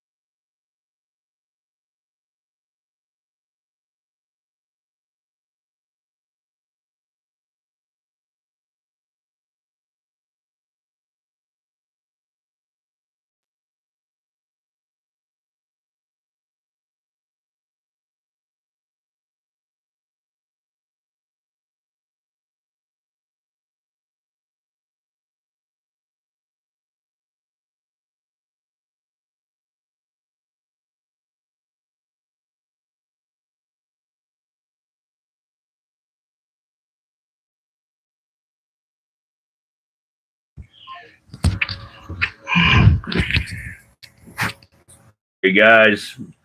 My old lady called and would not let me get away for a minute to get back to the stream to move the camera in time because she don't give a damn what I'm doing. It's all about her. But here he goes. He's finishing up his rat now. This guy here is about roughly 5.5 feet long.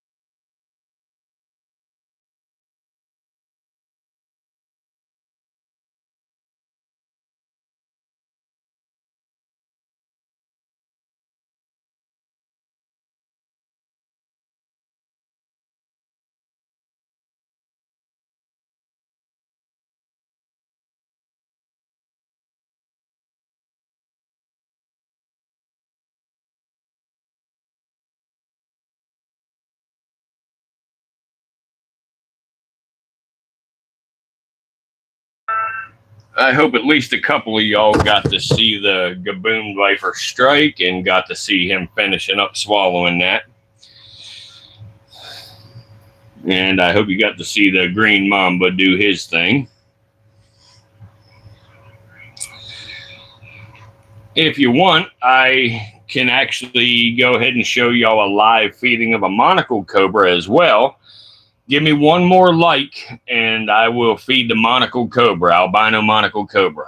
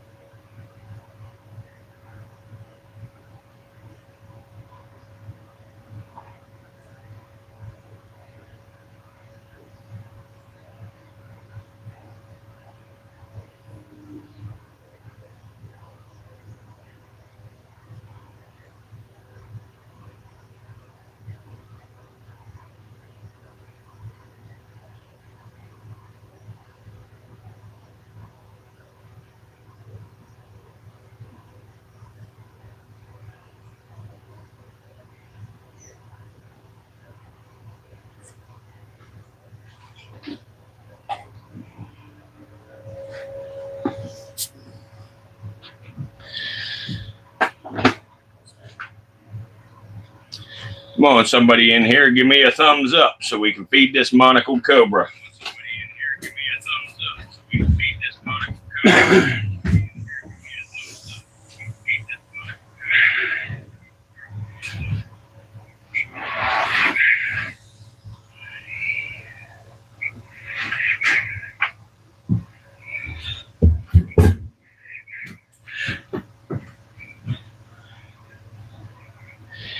We got 4 people checking out the stream. One of y'all, if y'all haven't hit the like button yet, go ahead and hit that like button or double tap the center of the screen and we will feed an albino monocled cobra.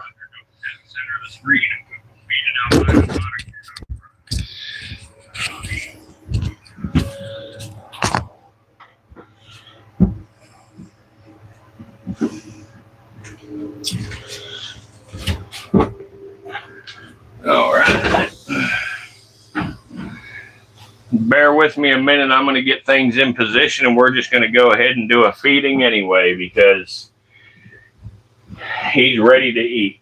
So even if somebody didn't want to hit the like button for us, unless y'all, all 3 that are in here have already hit the button, I respect it. I appreciate it. And maybe we'll get a couple more in here and somebody will give me that like after the fact. Bear with me just a minute and we will make this happen.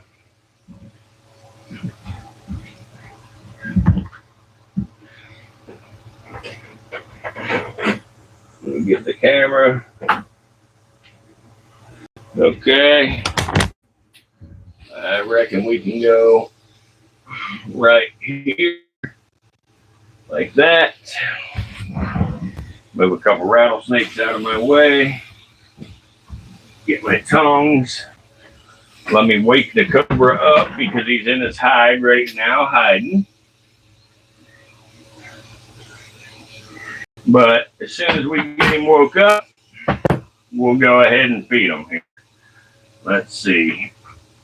Come here, Psycho. Come on, Psycho. Hey.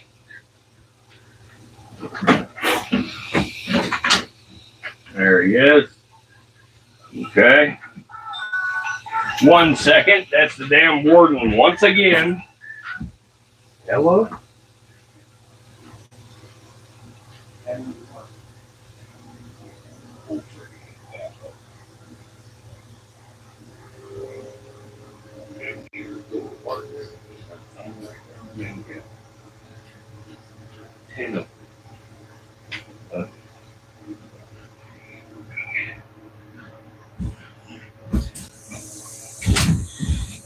All right, everybody. Looks like we've got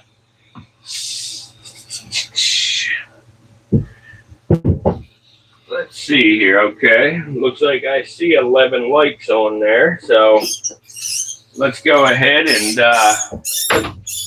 do a live feeding here. So I caution anybody who is in here that doesn't want to see a live feeding.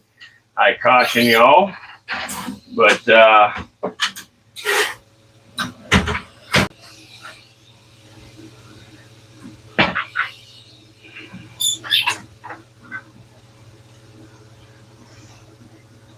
you give him just a minute or two, he will come find him again.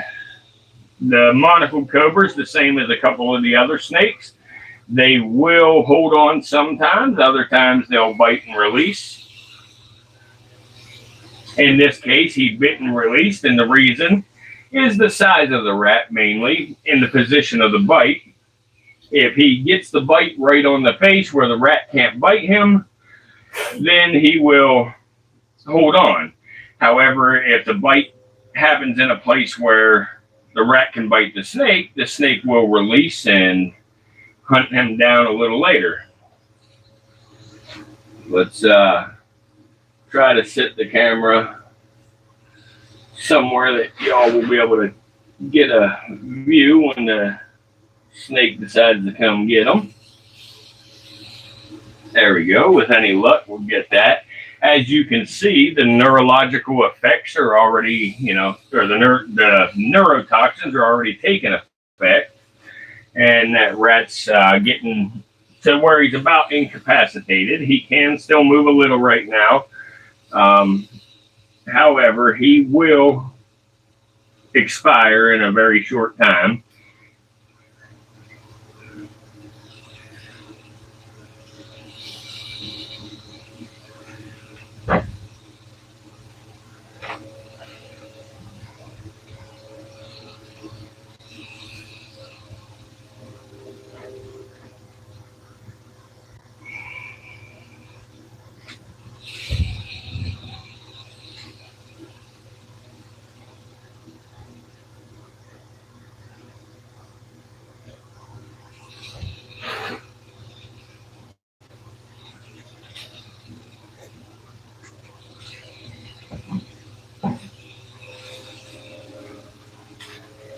As you can see, it's a little tough to see his face, but you can see it just peeking out underneath that palm frond there. And he's sitting over there watching the rat, waiting for the rat to expire. If the rat don't expire real soon, he will probably go in for another bite.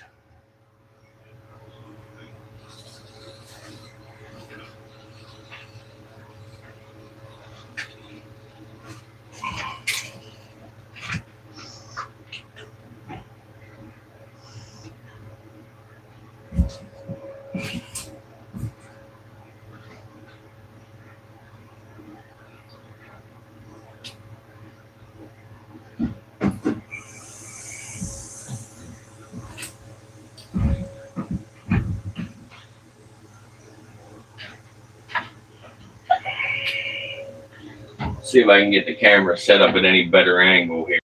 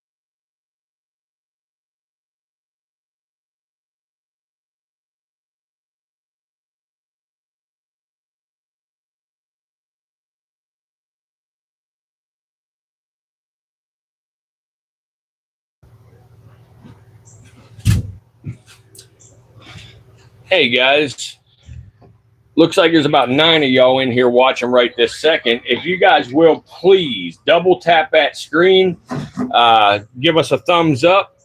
It really helps boost the algorithm where more people get to see this.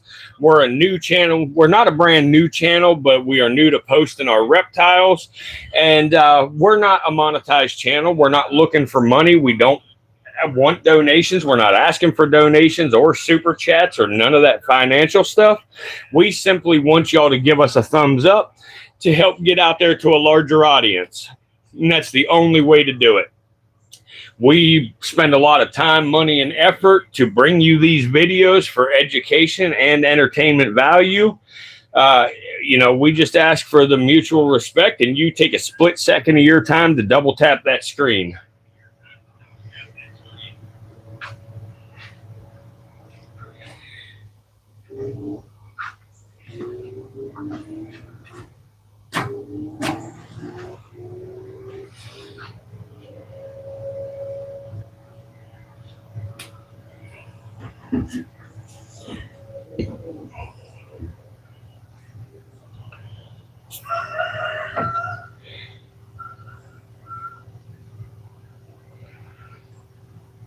Exactly. If this isn't worth a like, I don't know what is either. Like I tried to say, I see people literally in live streams sitting on their couch, staring at their phone, and reading a comment every once in a while, sitting there in their pajamas, looking horrible.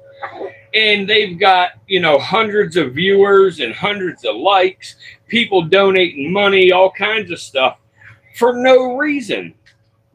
This here, you at least get a little education out of it. You get a little entertainment out of it.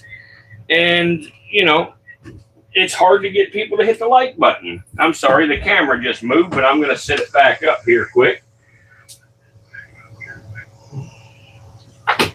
Sorry, Bubba, I didn't mean to scare you. It's okay. All right, Bubba. There we go. I got it back up. But like I said, as you see on the back of his neck right there, that circle, that's where they get the name monocled cobra. Their scientific name is Naja coethia. But when they flare their hood up like the iconic cobra that everybody knows and sees, that turns into a perfect circle on the back of his head where it looks like a monocled. Like you remember, who was it on DuckTales? What was his name? Uncle Scrooge, I think. But he wore that monocled. It's the one eyeglass is what a monocled is. I know some of you already know that, but some of y'all may not. But come on, you 6 of y'all in here, I'm sure there's 1 or 2 of you that haven't hit the like button yet. If y'all will, please double tap on that screen. Give us a thumbs up. Help us out a little bit, getting this out to a wider audience and making it visible for more people. All you got to do is double tap the center of the screen. It doesn't take you any extra time. You don't got to go out of your way. You don't have to do anything other than a real fast double tap. Very simple. Doesn't cost you anything. Pays off tremendously for us. And it also helps, get it out there for more people to see it. Even if you only like watching for a second, somebody else that gets to see it because of you hitting the like button may like it and watch it a whole lot longer. Who knows? We put a lot of time, effort, and energy and risk our health, our safety with these venomous snakes, all to bring you some entertainment and some education. Have a little mutual respect and hit that like button for us.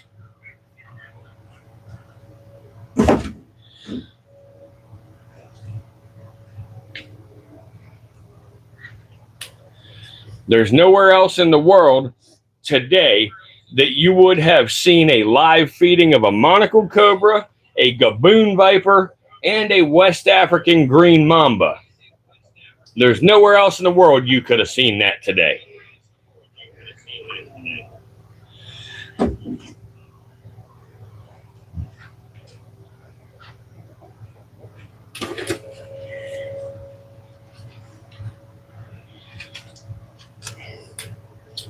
And where else in life are you getting the opportunity to see a monocled cobra close up with its mouth wide open?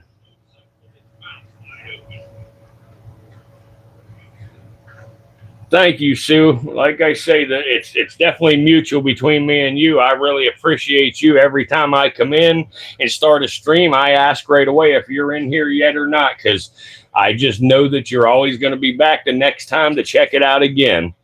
It definitely means a lot to me.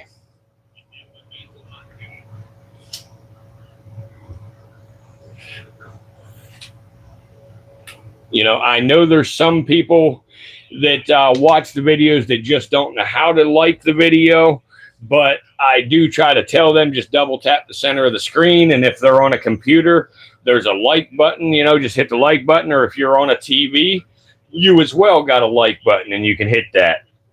I know some people are older, or some people just, you know, are not real technologically, you know, savvy, but it's not difficult to double tap a screen. I think just about anybody can do that.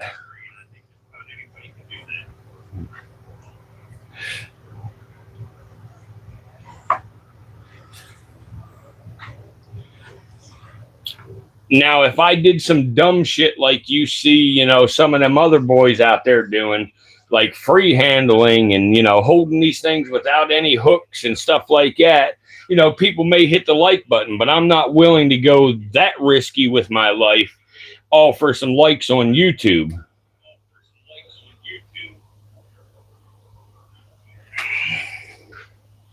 His eyes are pink.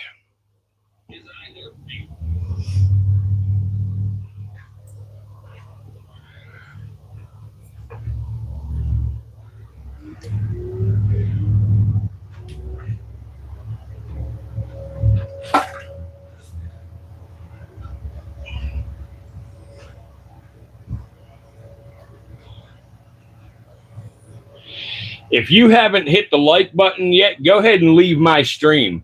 I don't want you here if you can't hit the like button. You're no value to me, and I don't care to be any value to you if you can't hit the like button. Like I say, the difference in me and a lot of people on YouTube is I'm not in it for the money, so I don't care whether you come back to my stream or not. I care as long as you have the same respect for me as I've got for you.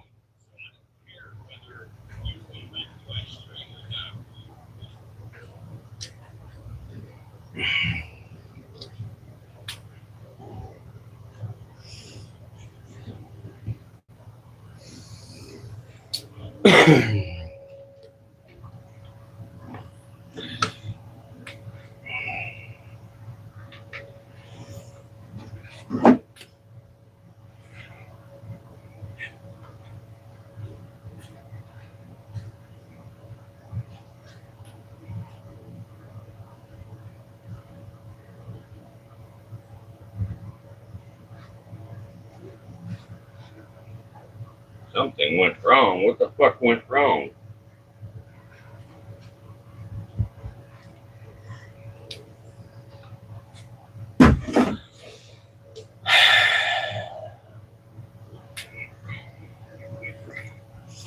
There you go, Sue. It looks like we weeded out the ones who didn't give a shit.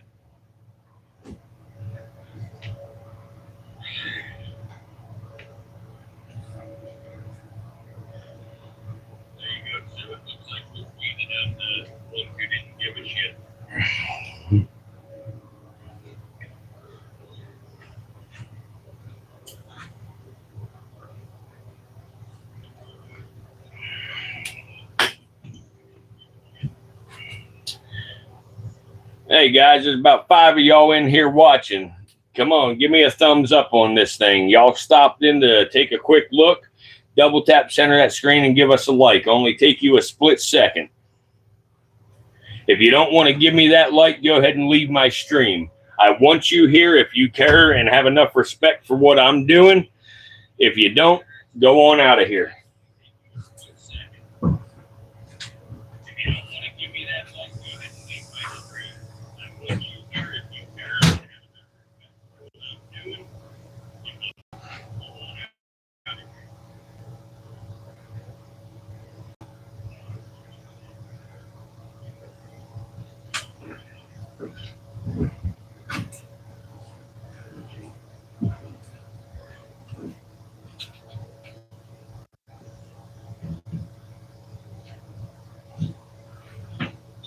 What's up, dude? Oh, are you gonna be a feisty? You're being a little feisty, are you? Huh? We gotta pull you out today and clean your cage, big dude. Yep, time to clean your cage. You got it pretty nasty in there.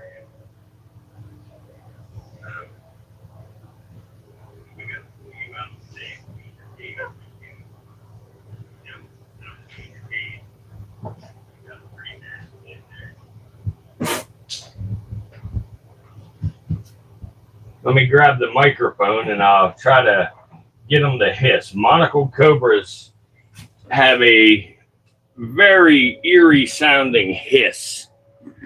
I'm going to put the microphone close to his cage and try to get it where you can hear him.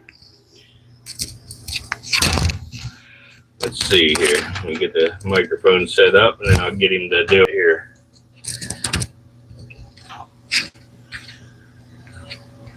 All right, let's try that.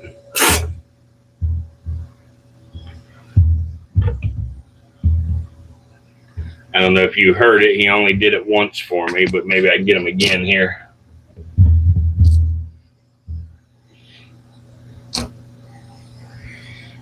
Come on, Bubba. Hiss for me. Come on. Hiss for me. Look. Come on. Come on. Hiss. Come on. There you go. Come on. Come on, dude. No, you don't want to hiss no more. All right, I'm not going to tease you.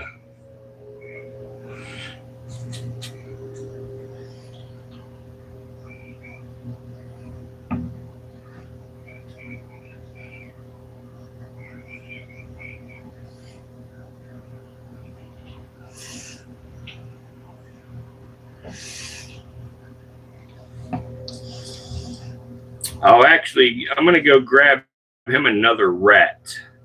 We're going to go ahead and feed him another rat here. So looks like there's 8 of y'all in here. Stick around a minute. We're going to go ahead and do a live feeding with this guy.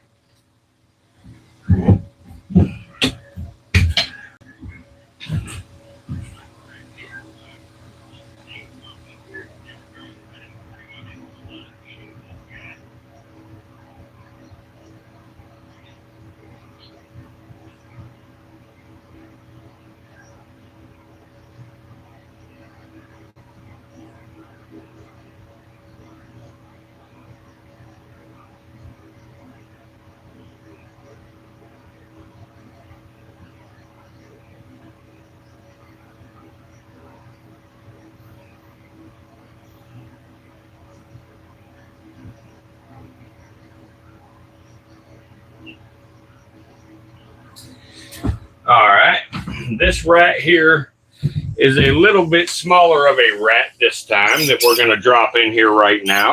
And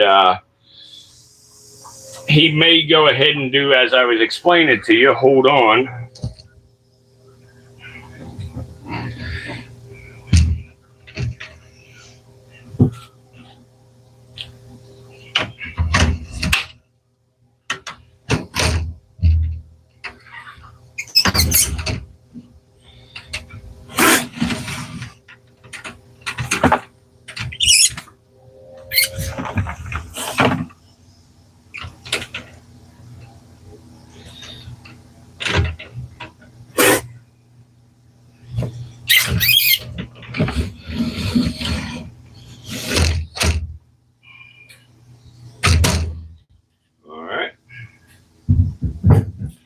Now we'll just give him a minute and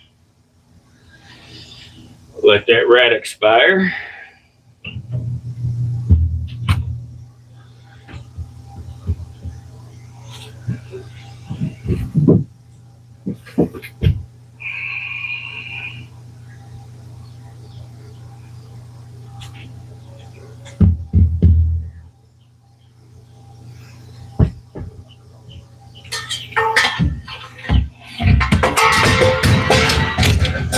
Oh, crap. I'm knocking everything over, guys. I apologize. trying to move things out of the way so y'all can get a little bit better of a view.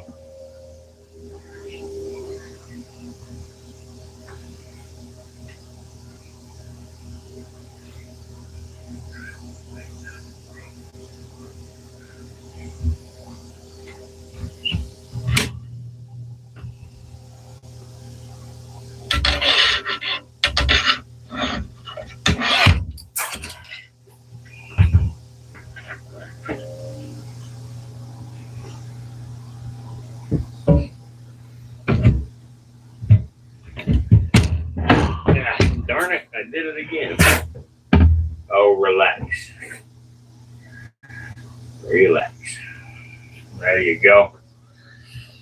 Now get your rat.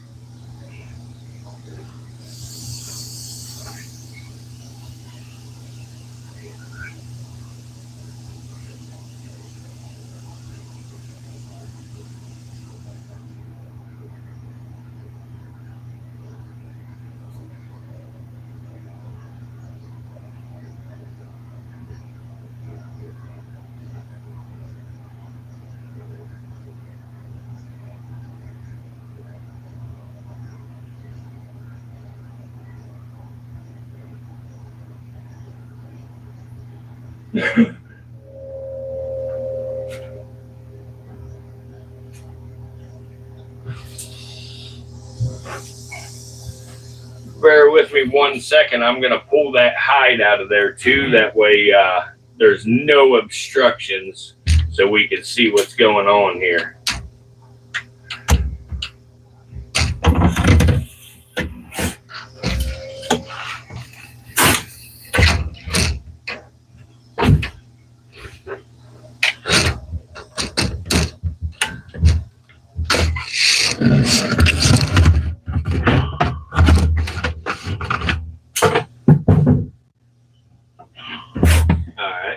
There we go.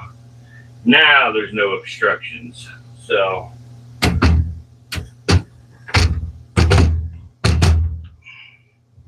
there you go. And now the rat is in the far left corner there. You'll see when he goes to grab it once he's done being so defensive with me. But right now I'm irritating him a little bit.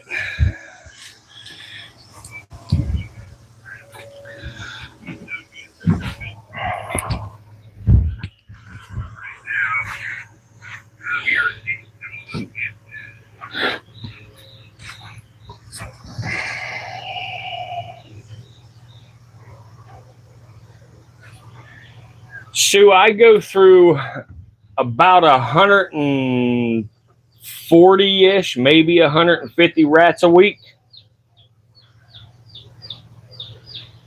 After he is done eating this rat, and the people get to see it that want to check it out. I know there's only 2 of y'all right now, but it seems like people are in and out. So as soon as he's done eating this rat, I will take y'all down and show you the rat breeding facility.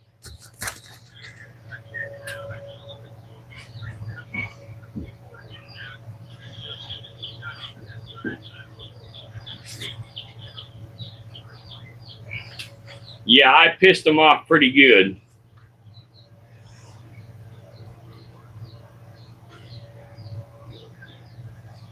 I sure appreciate whoever hit that like button. Right now, you are watching a monocled cobra about to eat. He has already bit the rat. He's getting ready to start hunting the rat. He'll go find it and eat it here in just a minute.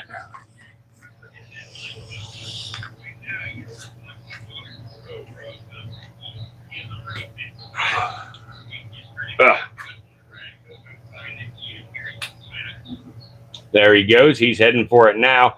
I'm sorry that the light just changed. The light that I had lighting it up actually just died. So unfortunately, it's a little darker. But I'm looking on my phone right now, and it still looks as though you can see him.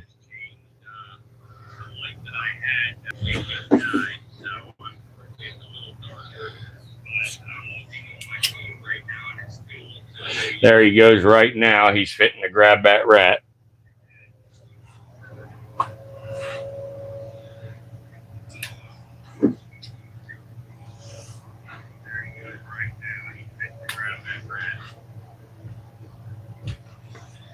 I'm gonna put another light on the subject here.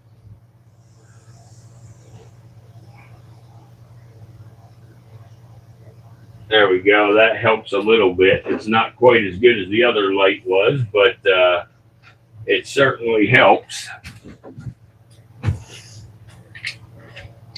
I'll go get a new battery for that light.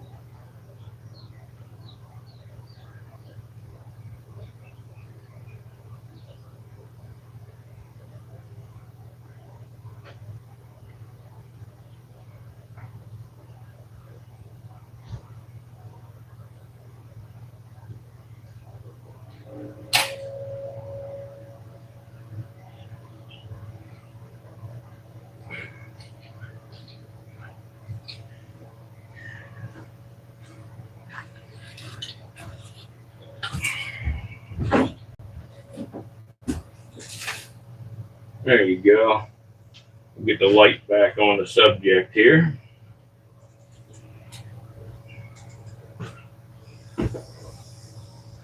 See if I can't zoom y'all in just a little bit.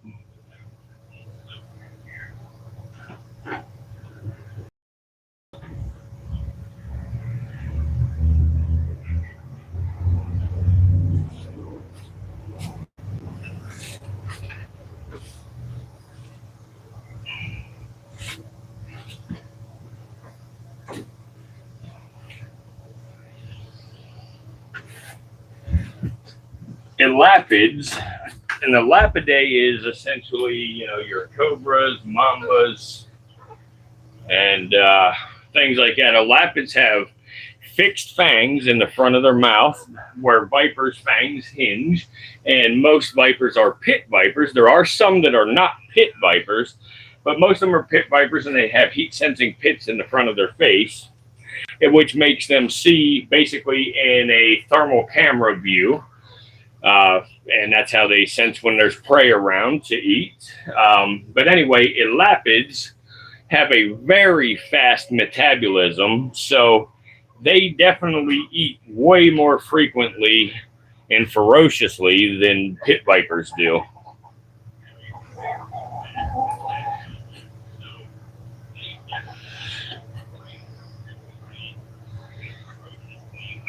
Like the timber rattlesnakes that I've been showing, a lot of the times now in captivity, a timber rattlesnake will usually eat, once a week.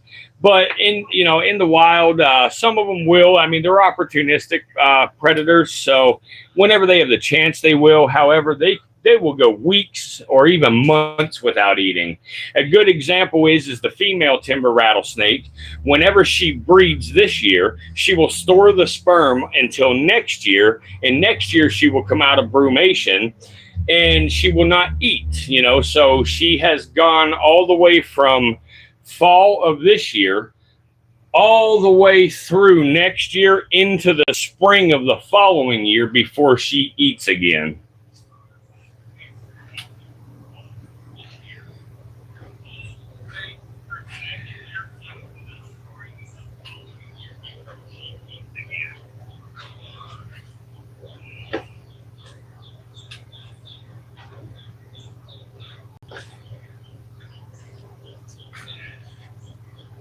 Couple of y'all are new in here. If you will, double tap that screen, give us a thumbs up. It looks like we have got a couple likes finally, so that's great. But if the couple of y'all that just got in here will double tap that screen, that'll definitely help boost the algorithm to make our stream more relevant and get more people in here watching.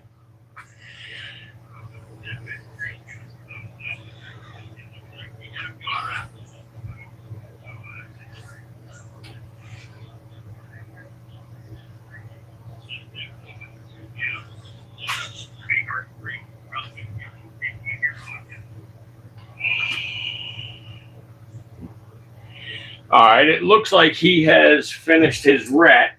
So I am going to, as promised, for you at least, Sue, and anybody else that wants to stay and watch, I'm going to take you down and show you the rat breeding facility where we get our rodents to continue being able to feed these guys every week. Like I say, here at Virtual Reptarium, we go through between 140 and 150 rats a week. But here's our rat breeding facility. This is just one wall of it. And then we got that wall over there. And then we have two more buildings exactly like this. And here's a drawer. These are all breeders here. There are 4 females to 1 male in all of these drawers. And let me find you one that has some babies in it. Right, here you go. Here's some. This size right there that you see, that little one, or this little guy right here, is considered a wean. This one can be taken from the mother at this point. These are probably 2-day-old pinkies. So they're about 2 days old. But again, in here you will see there are 4 females and 1 male. So there are 5 rats per tub, and they will continuously breed. Now, this time of the year, it's called the dog days, and the breeding does slow down this time of the year. But it increases in the springtime, and but we keep it where they do breed all year round. And we keep it warm. They got heat, they got plenty of food. We keep our rats friendly, we handle them, so they're not mistreated in any way. I do understand that it's tough, that we feed them to the snakes, and unfortunately, that's the cycle of life. If snakes would eat apples, I would feed them apples. But, let's be real here. They eat rodents. So that's what we do. But as you see, our rats are not afraid of us. They're not skittish. They're fine. They don't mind, Now, they're a little nervous like any animal, but overall they're good. They can let you pet them and everything. You can hold them. And then we also have mice. These here are some of the mice. The mice breed in much bigger colonies than the rats do. There are some snakes that will only eat mice, will not eat rats. And then we also have other ones here.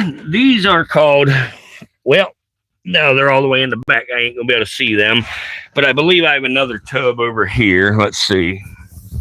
No, I don't know where my buddy moved them to, but they're called African soft fur rats. They're a little bit different than a normal rat. They're sort of between a mouse and a rat, but yeah. So, and again, here's some more mice.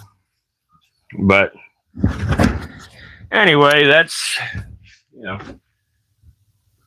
what it is. There's all total in here. I'm not the greatest at math, so you do the math, but 96 times 2, what's that, 192, I think. So there's 192 tubs in each building, and we've got 3 buildings. The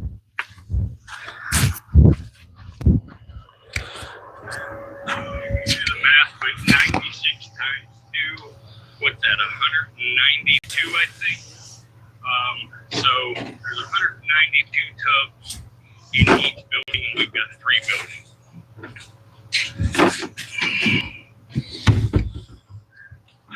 The math, but 96 times 2, what's that, 192, I think. Sue, you're absolutely correct. It is a lot of work, but it's worth every minute of it. I'm just going to be completely honest with my live stream here. I was addicted to pain pills for many years. I quit pain pills in 2010. I have not touched one since then. And getting into venomous snakes is one big thing that had helped me with that. I have always been into pythons, breeding ball pythons and Burmese pythons, but the venomous snakes started in 2010 when I gave up the pain pill addiction.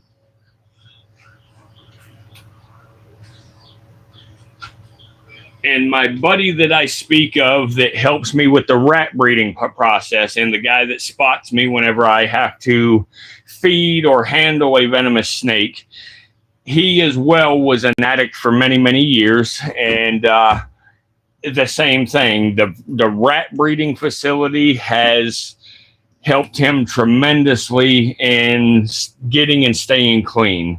He has now been clean for a little over 2.5 years after meeting me and starting to work for me in my custom cabinetry and furniture business, and also in the rat breeding facility. If anybody out there is struggling with addiction, the best advice that I can give you is to occupy your time. You just occupy your time, stay busy at all times. Even if you don't feel like doing anything, force yourself to get out, get moving around, and occupy the brain. You are your own worst enemy when it comes to addiction. But you can also be your own greatest asset when it comes to addiction. You've got to find that balance. You need to find what it is that makes you happy. You got to find what it is that you can do that will occupy your time and keep your brain too busy to worry about the drug.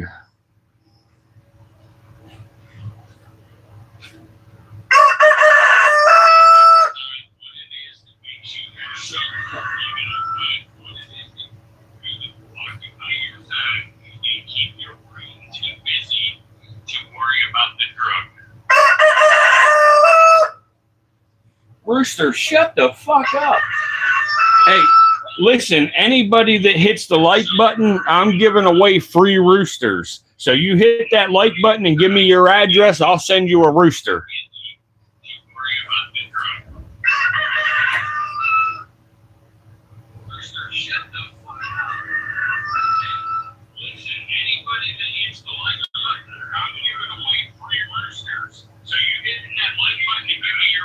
I'll send you a rooster.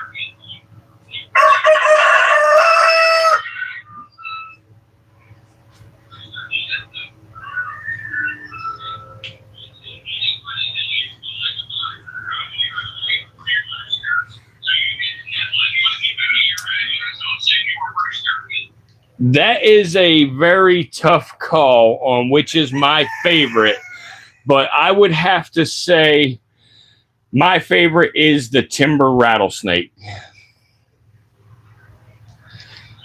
I have one more snake that I think I would like to show y'all a live feeding of. So if you bear with me a moment, I will get set up and ready to feed her. I believe y'all are really going to like this snake.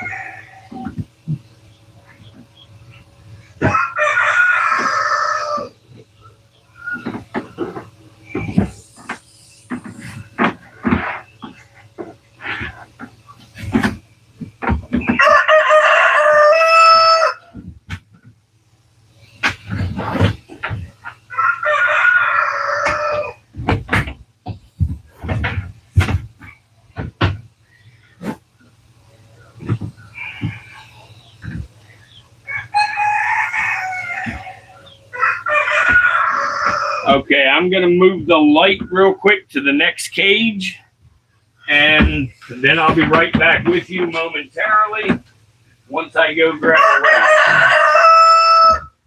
Let me go grab a rat, and I'll be right back with you, and we'll go ahead and feed this next girl.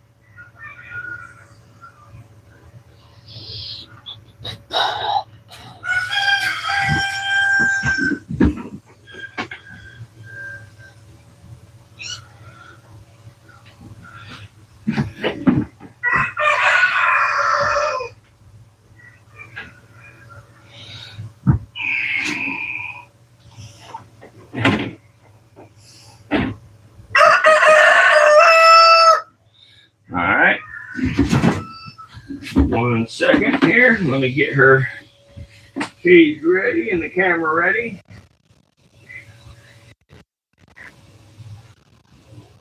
And after she bites it, I will move the camera and give you a better view.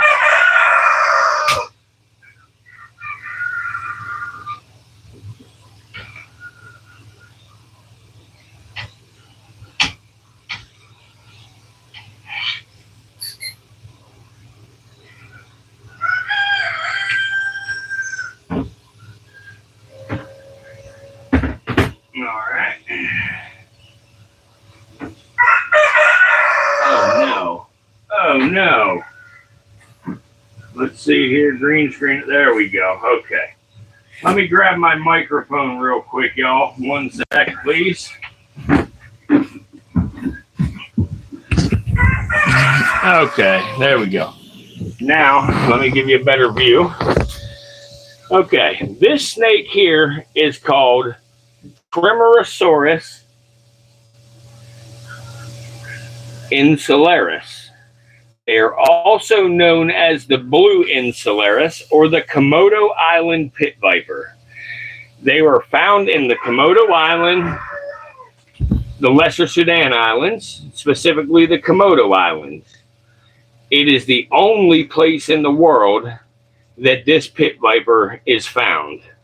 There are other Tremorosaurus insularis species such as the green insularis and the yellow insularis.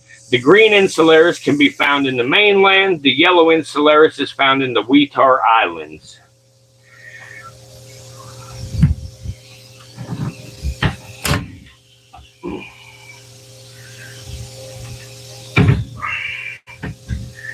And as I tell you with most of these snakes, the camera does not do it justice.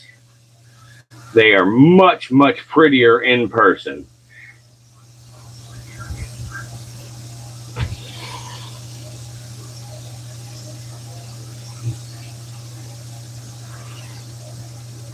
Let me see if I can get the camera sat down where we can just let it play for a little while you're watching her.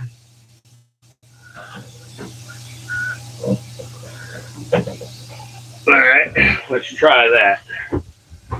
Let me grab my phone to see if that gives us a good view or not. Yeah, that's okay, but I don't really like that.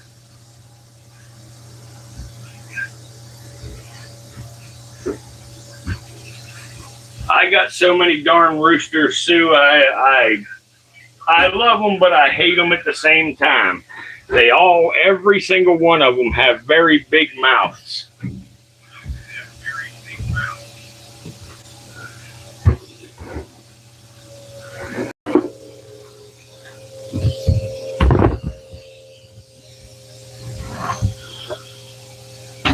Let's see here.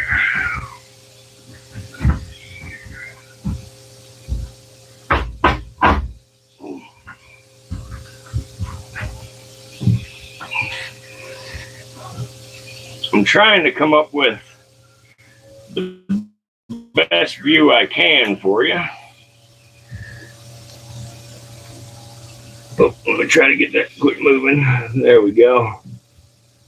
Let's try that. How's that?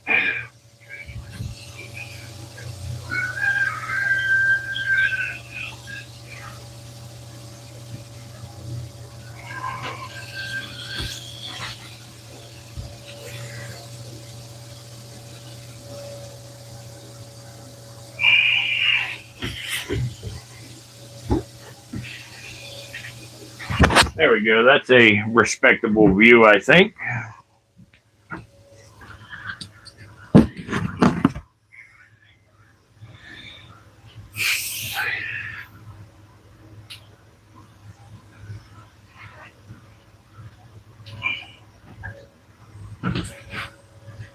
And again, this snake here is another arboreal pit viper. So as you notice, she bit onto that rat and held on. Again, if they was to bite and release in the treetops,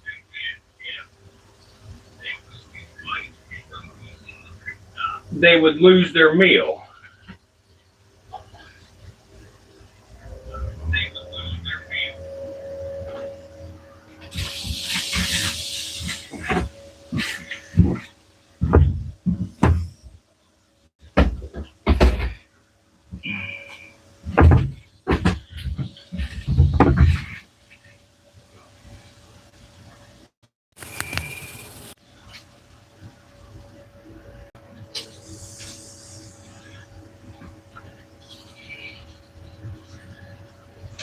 Here we go. I'm sorry, guys, about all the bouncing around. I'm just trying to get the camera in a better position for you.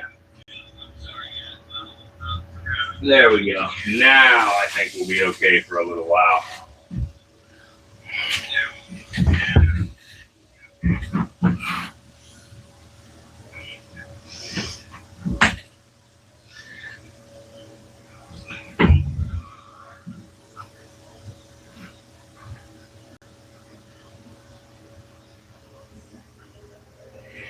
Yes, they would eat birds, small mammals, just like they are now. They would eat rats. They would eat, squirrels, chipmunks, any type of small rodent that would be found in their locale. And yes, birds are a very big diet.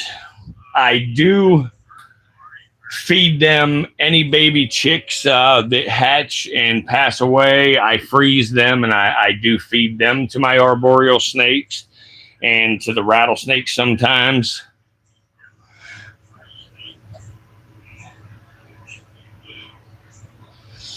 This girl is going to get ready to start working towards the head of that rat and get ready to swallow it.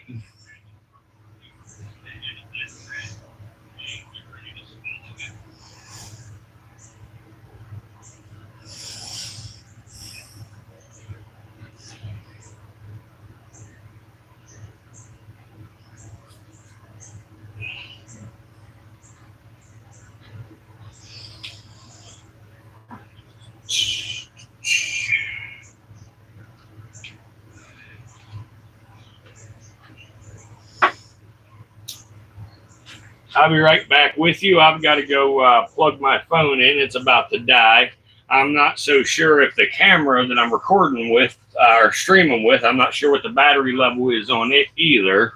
So after this girl finishes eating, I'm probably going to end this stream. I will be back on with another stream like very shortly after I end.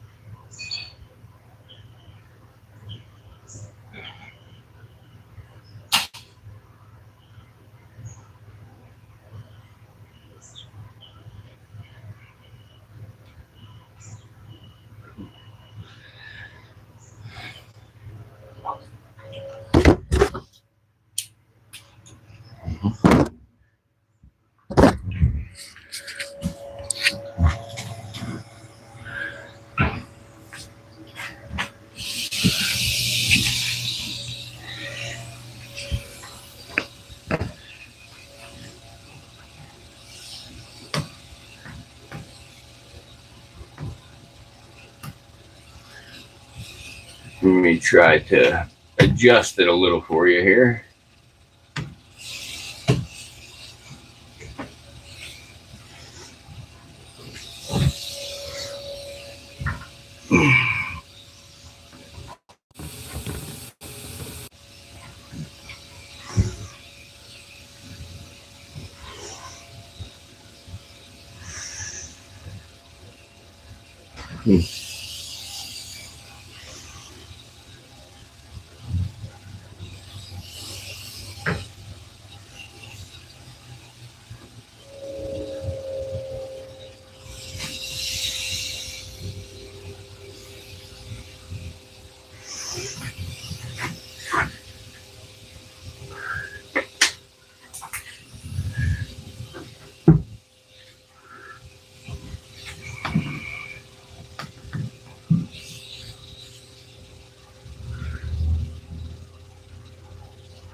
Sorry, y'all. I'm trying to still get you a little better of a view, and it's fucking difficult with this snake because of where she's sitting.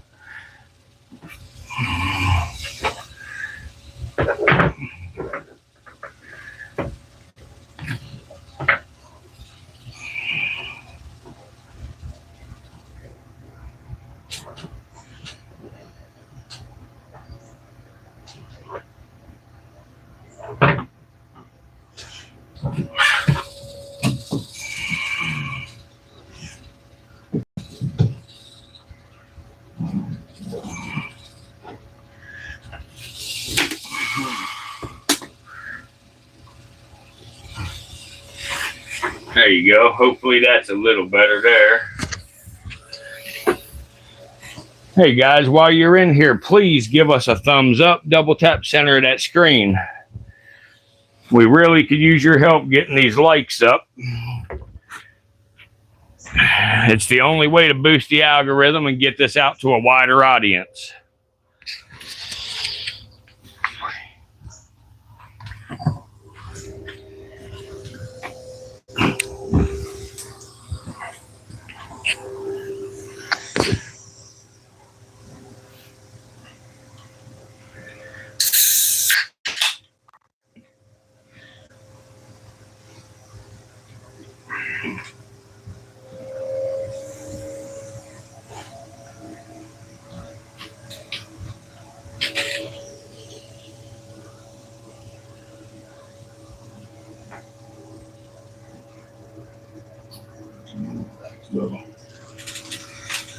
You want your hide back? Let me get your hide back in there for you, Monocle. Sorry, y'all. I talk to my snakes sometimes.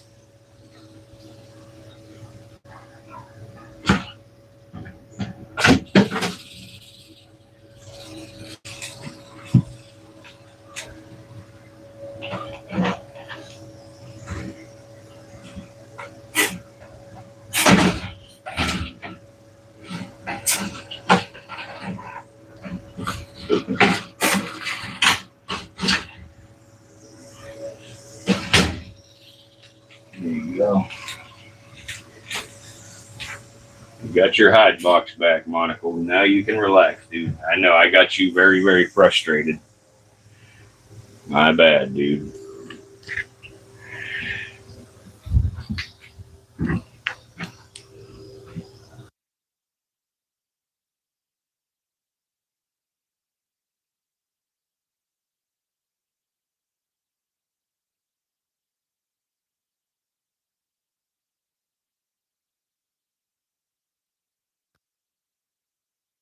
Looks like we have about 6 people here. Can one or two of y'all at least hit that like button, double tap the screen, or go up in the upper right corner on them 3 dots, click that, a menu will drop down and hit the like button. But the quickest way is to double tap that screen.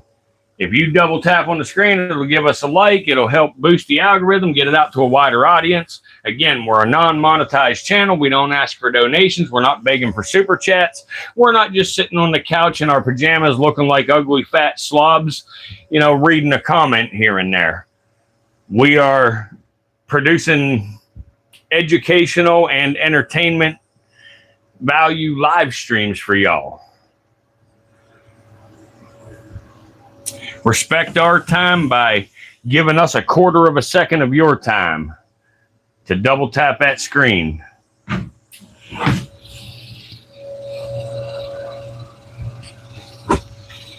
Oh yeah, they talk back now and then. At least to me, they do.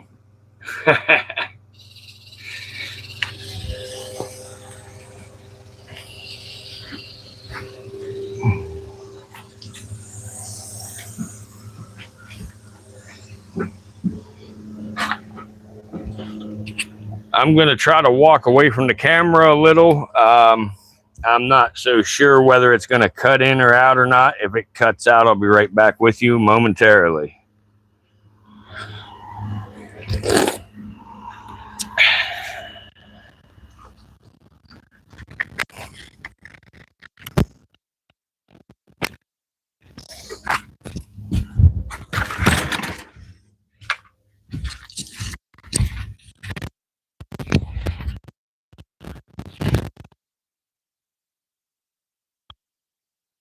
Like it's still connected, so hopefully it is.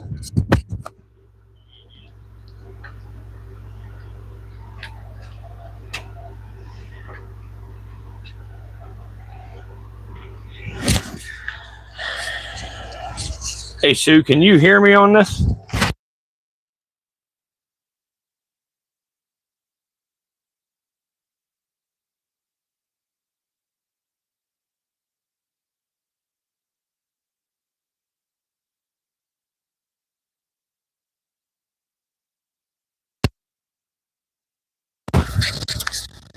Good deal. Good deal.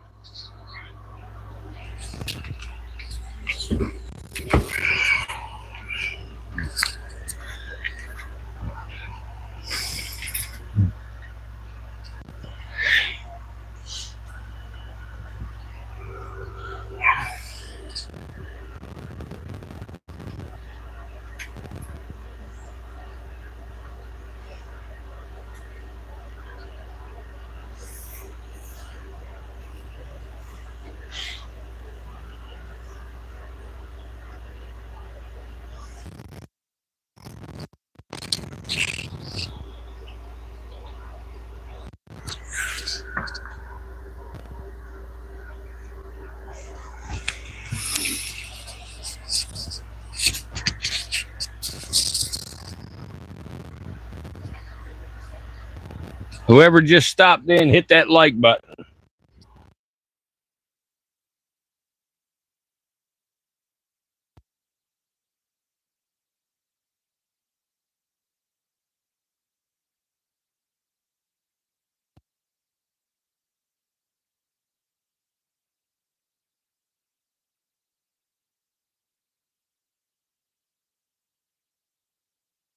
All camera equipment.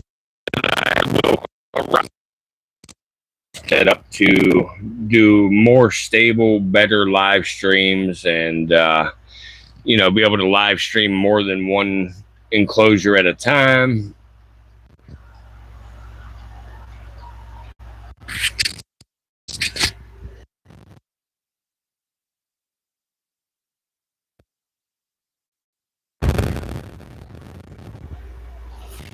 That is called a Tremorosaurus purpureus maculatus. They are also known as a shore pit viper or a mangrove pit viper or just a purple maculatus. I have a couple of adult specimens of that as well. And soon as she is done eating, I will show you the adult specimens. They come in all different variety of colors. They come in black, purple, pink, brown, green, all different colors. I have green ones. I've got the reddish brown colored ones. I've got the little purple guys.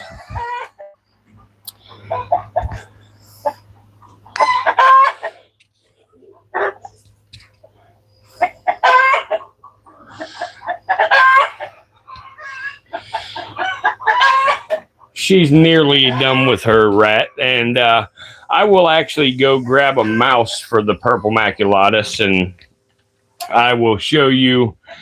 I will at least show you her grabbing the mouse.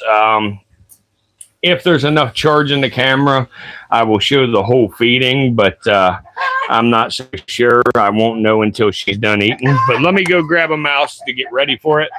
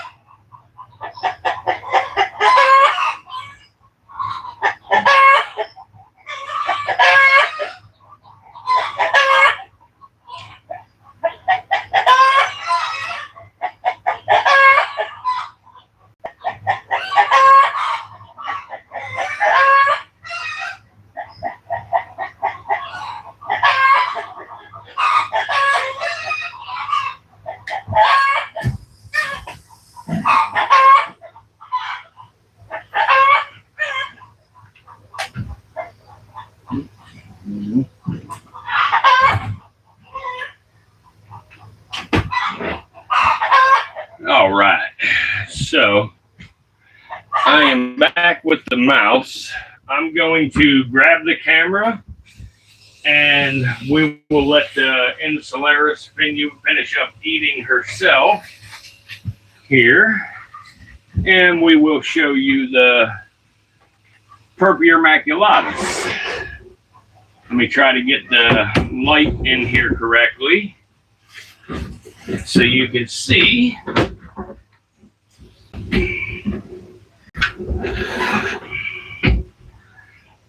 Okay, now let me grab the camera and close up the Insularis' cage.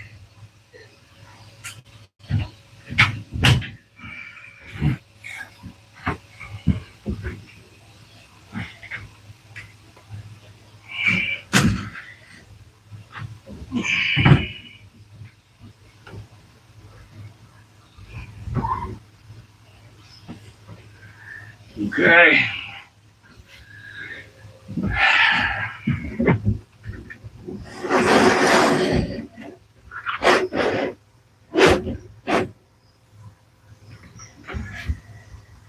All right. So this is an adult female Tremorosaurus Purpura maculatus, also known as the shore pit viper or the mangrove pit viper.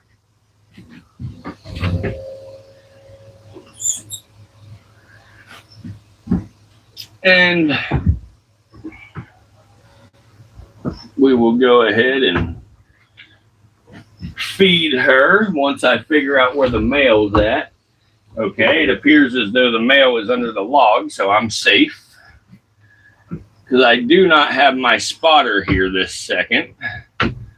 So, but that's okay. Bam! Right there you go. And actually, I can try to get you a view. There you go. There's a good view right there. And again, this is another arboreal species of snake. So once again, they bite and they hold on until the prey expires, at which time they will swallow. I'm not moving my tongues yet because that rat or that mouse can actually get back to that snake's head and bite the snake the way she grabbed it. So I don't want to do that. I don't know if you can see, you see that stick right there. If you see the wetness on the bottom of that stick, that is actually venom from when this snake just struck that mouse. The stick that the rat's foot's hitting right now, how it's wet at the end, that is venom.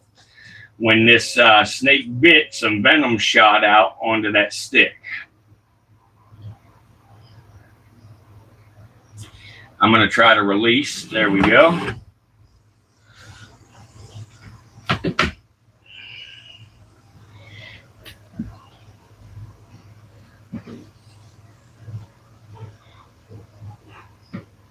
And I will try to adjust the camera enough that you can watch this process. If the stream cuts out, I apologize in advance. I'm not sure how much battery's left in the camera,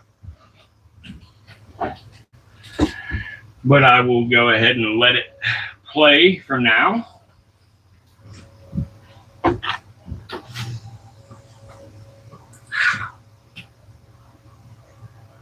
There we go. And I may be able to move the light and get you a better view. If I can get the light right there, we'd be in business. Let's see here what I can do. Let's try this right here. There we go. So there you go. So you get to see a big old googly eye.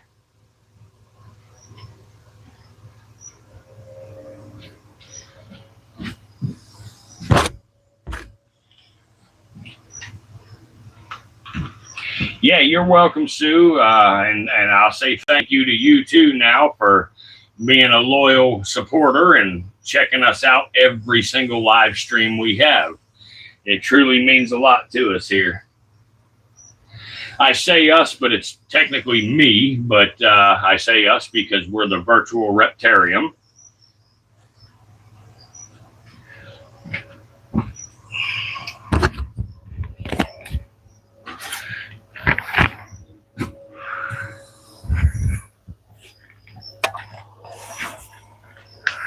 Double check that monocle's cage here. What's up, Bubba?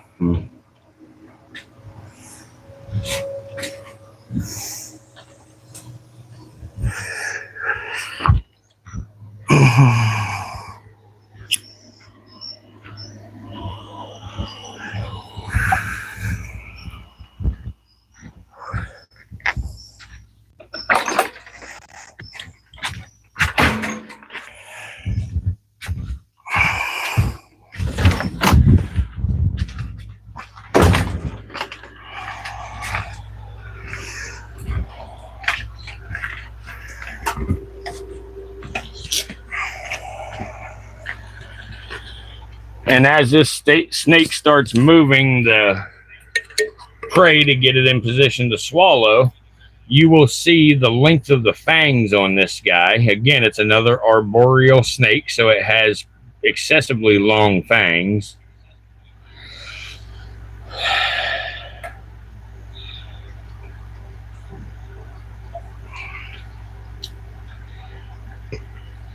And that stick right there that you're seeing, definitely venom on there.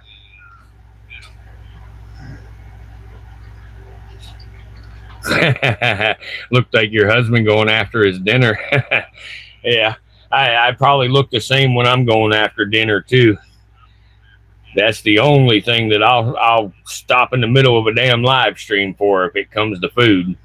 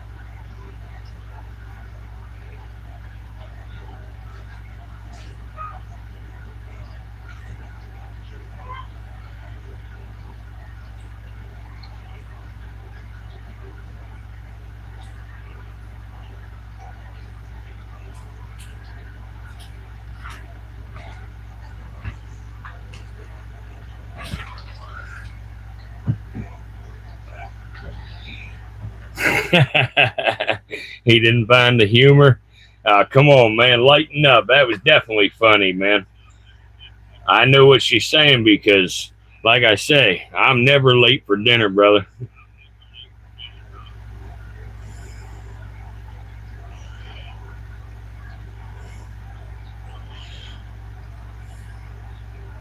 Look at all that venom.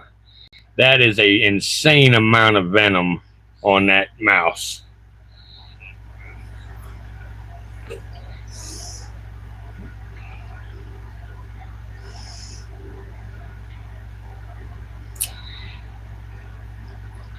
I'm assuming your name is Tom, but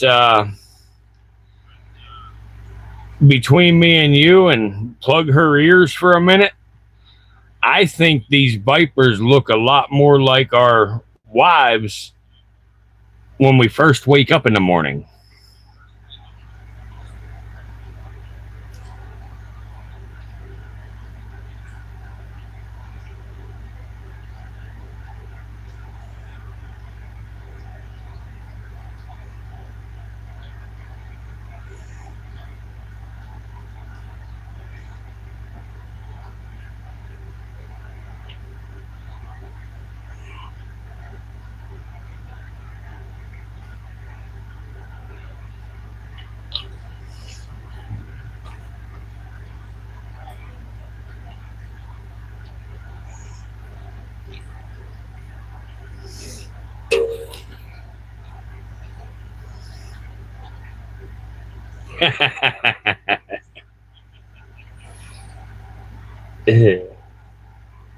Well, I just didn't want to lose you as a follower.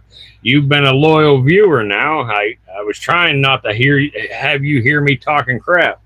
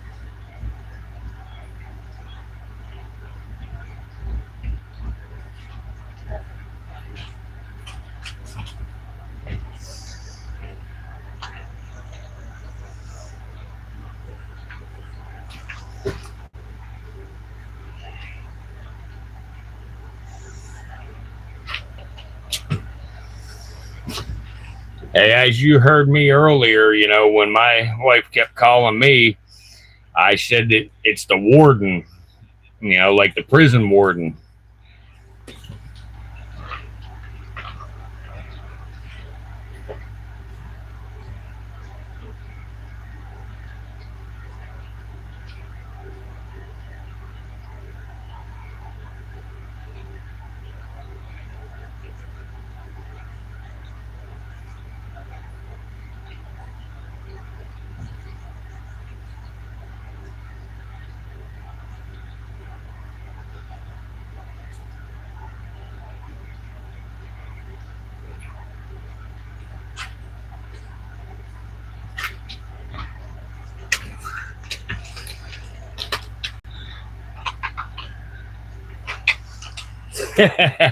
Nope, it's the prison warden.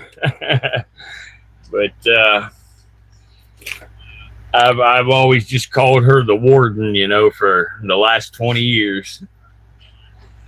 It's just sort of been a joke, She takes it as a joke 95% of the time. The other 5% of the time, she puts me in the hole or on timeout. I'm not allowed to have yard or recreation for the day.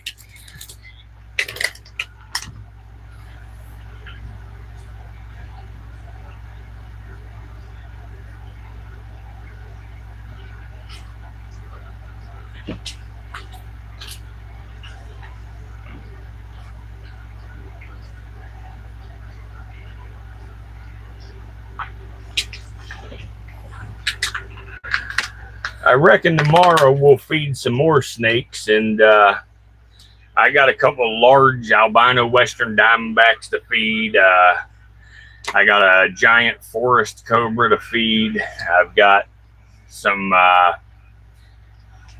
oh Jesus, I got some blacktail rattlesnakes to feed, some speckled rattlesnakes. I got a bunch of rattlesnakes to feed tomorrow.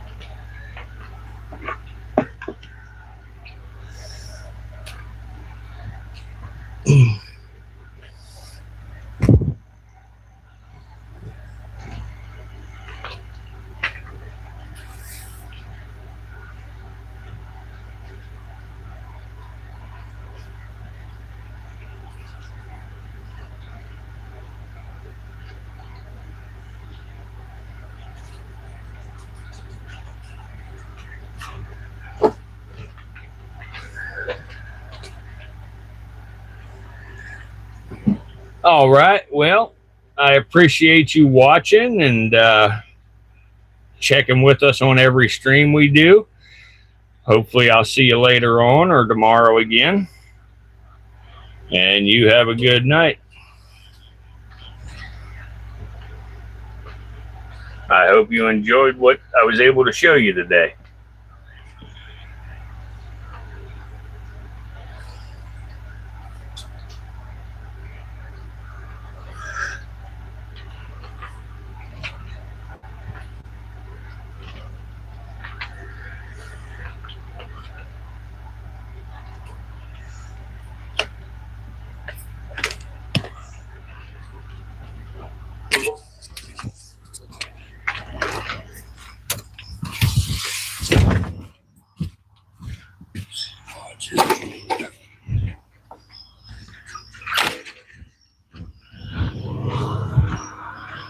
All right, anybody that's in here watching, I appreciate you all here watching and everything. If you haven't hit the like button, do so real quick, please.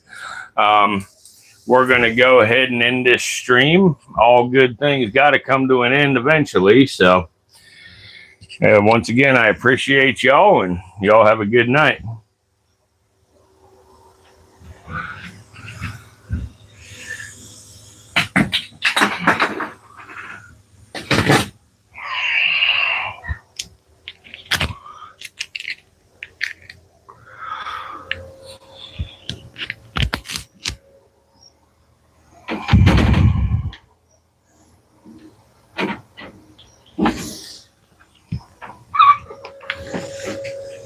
Mm-hmm.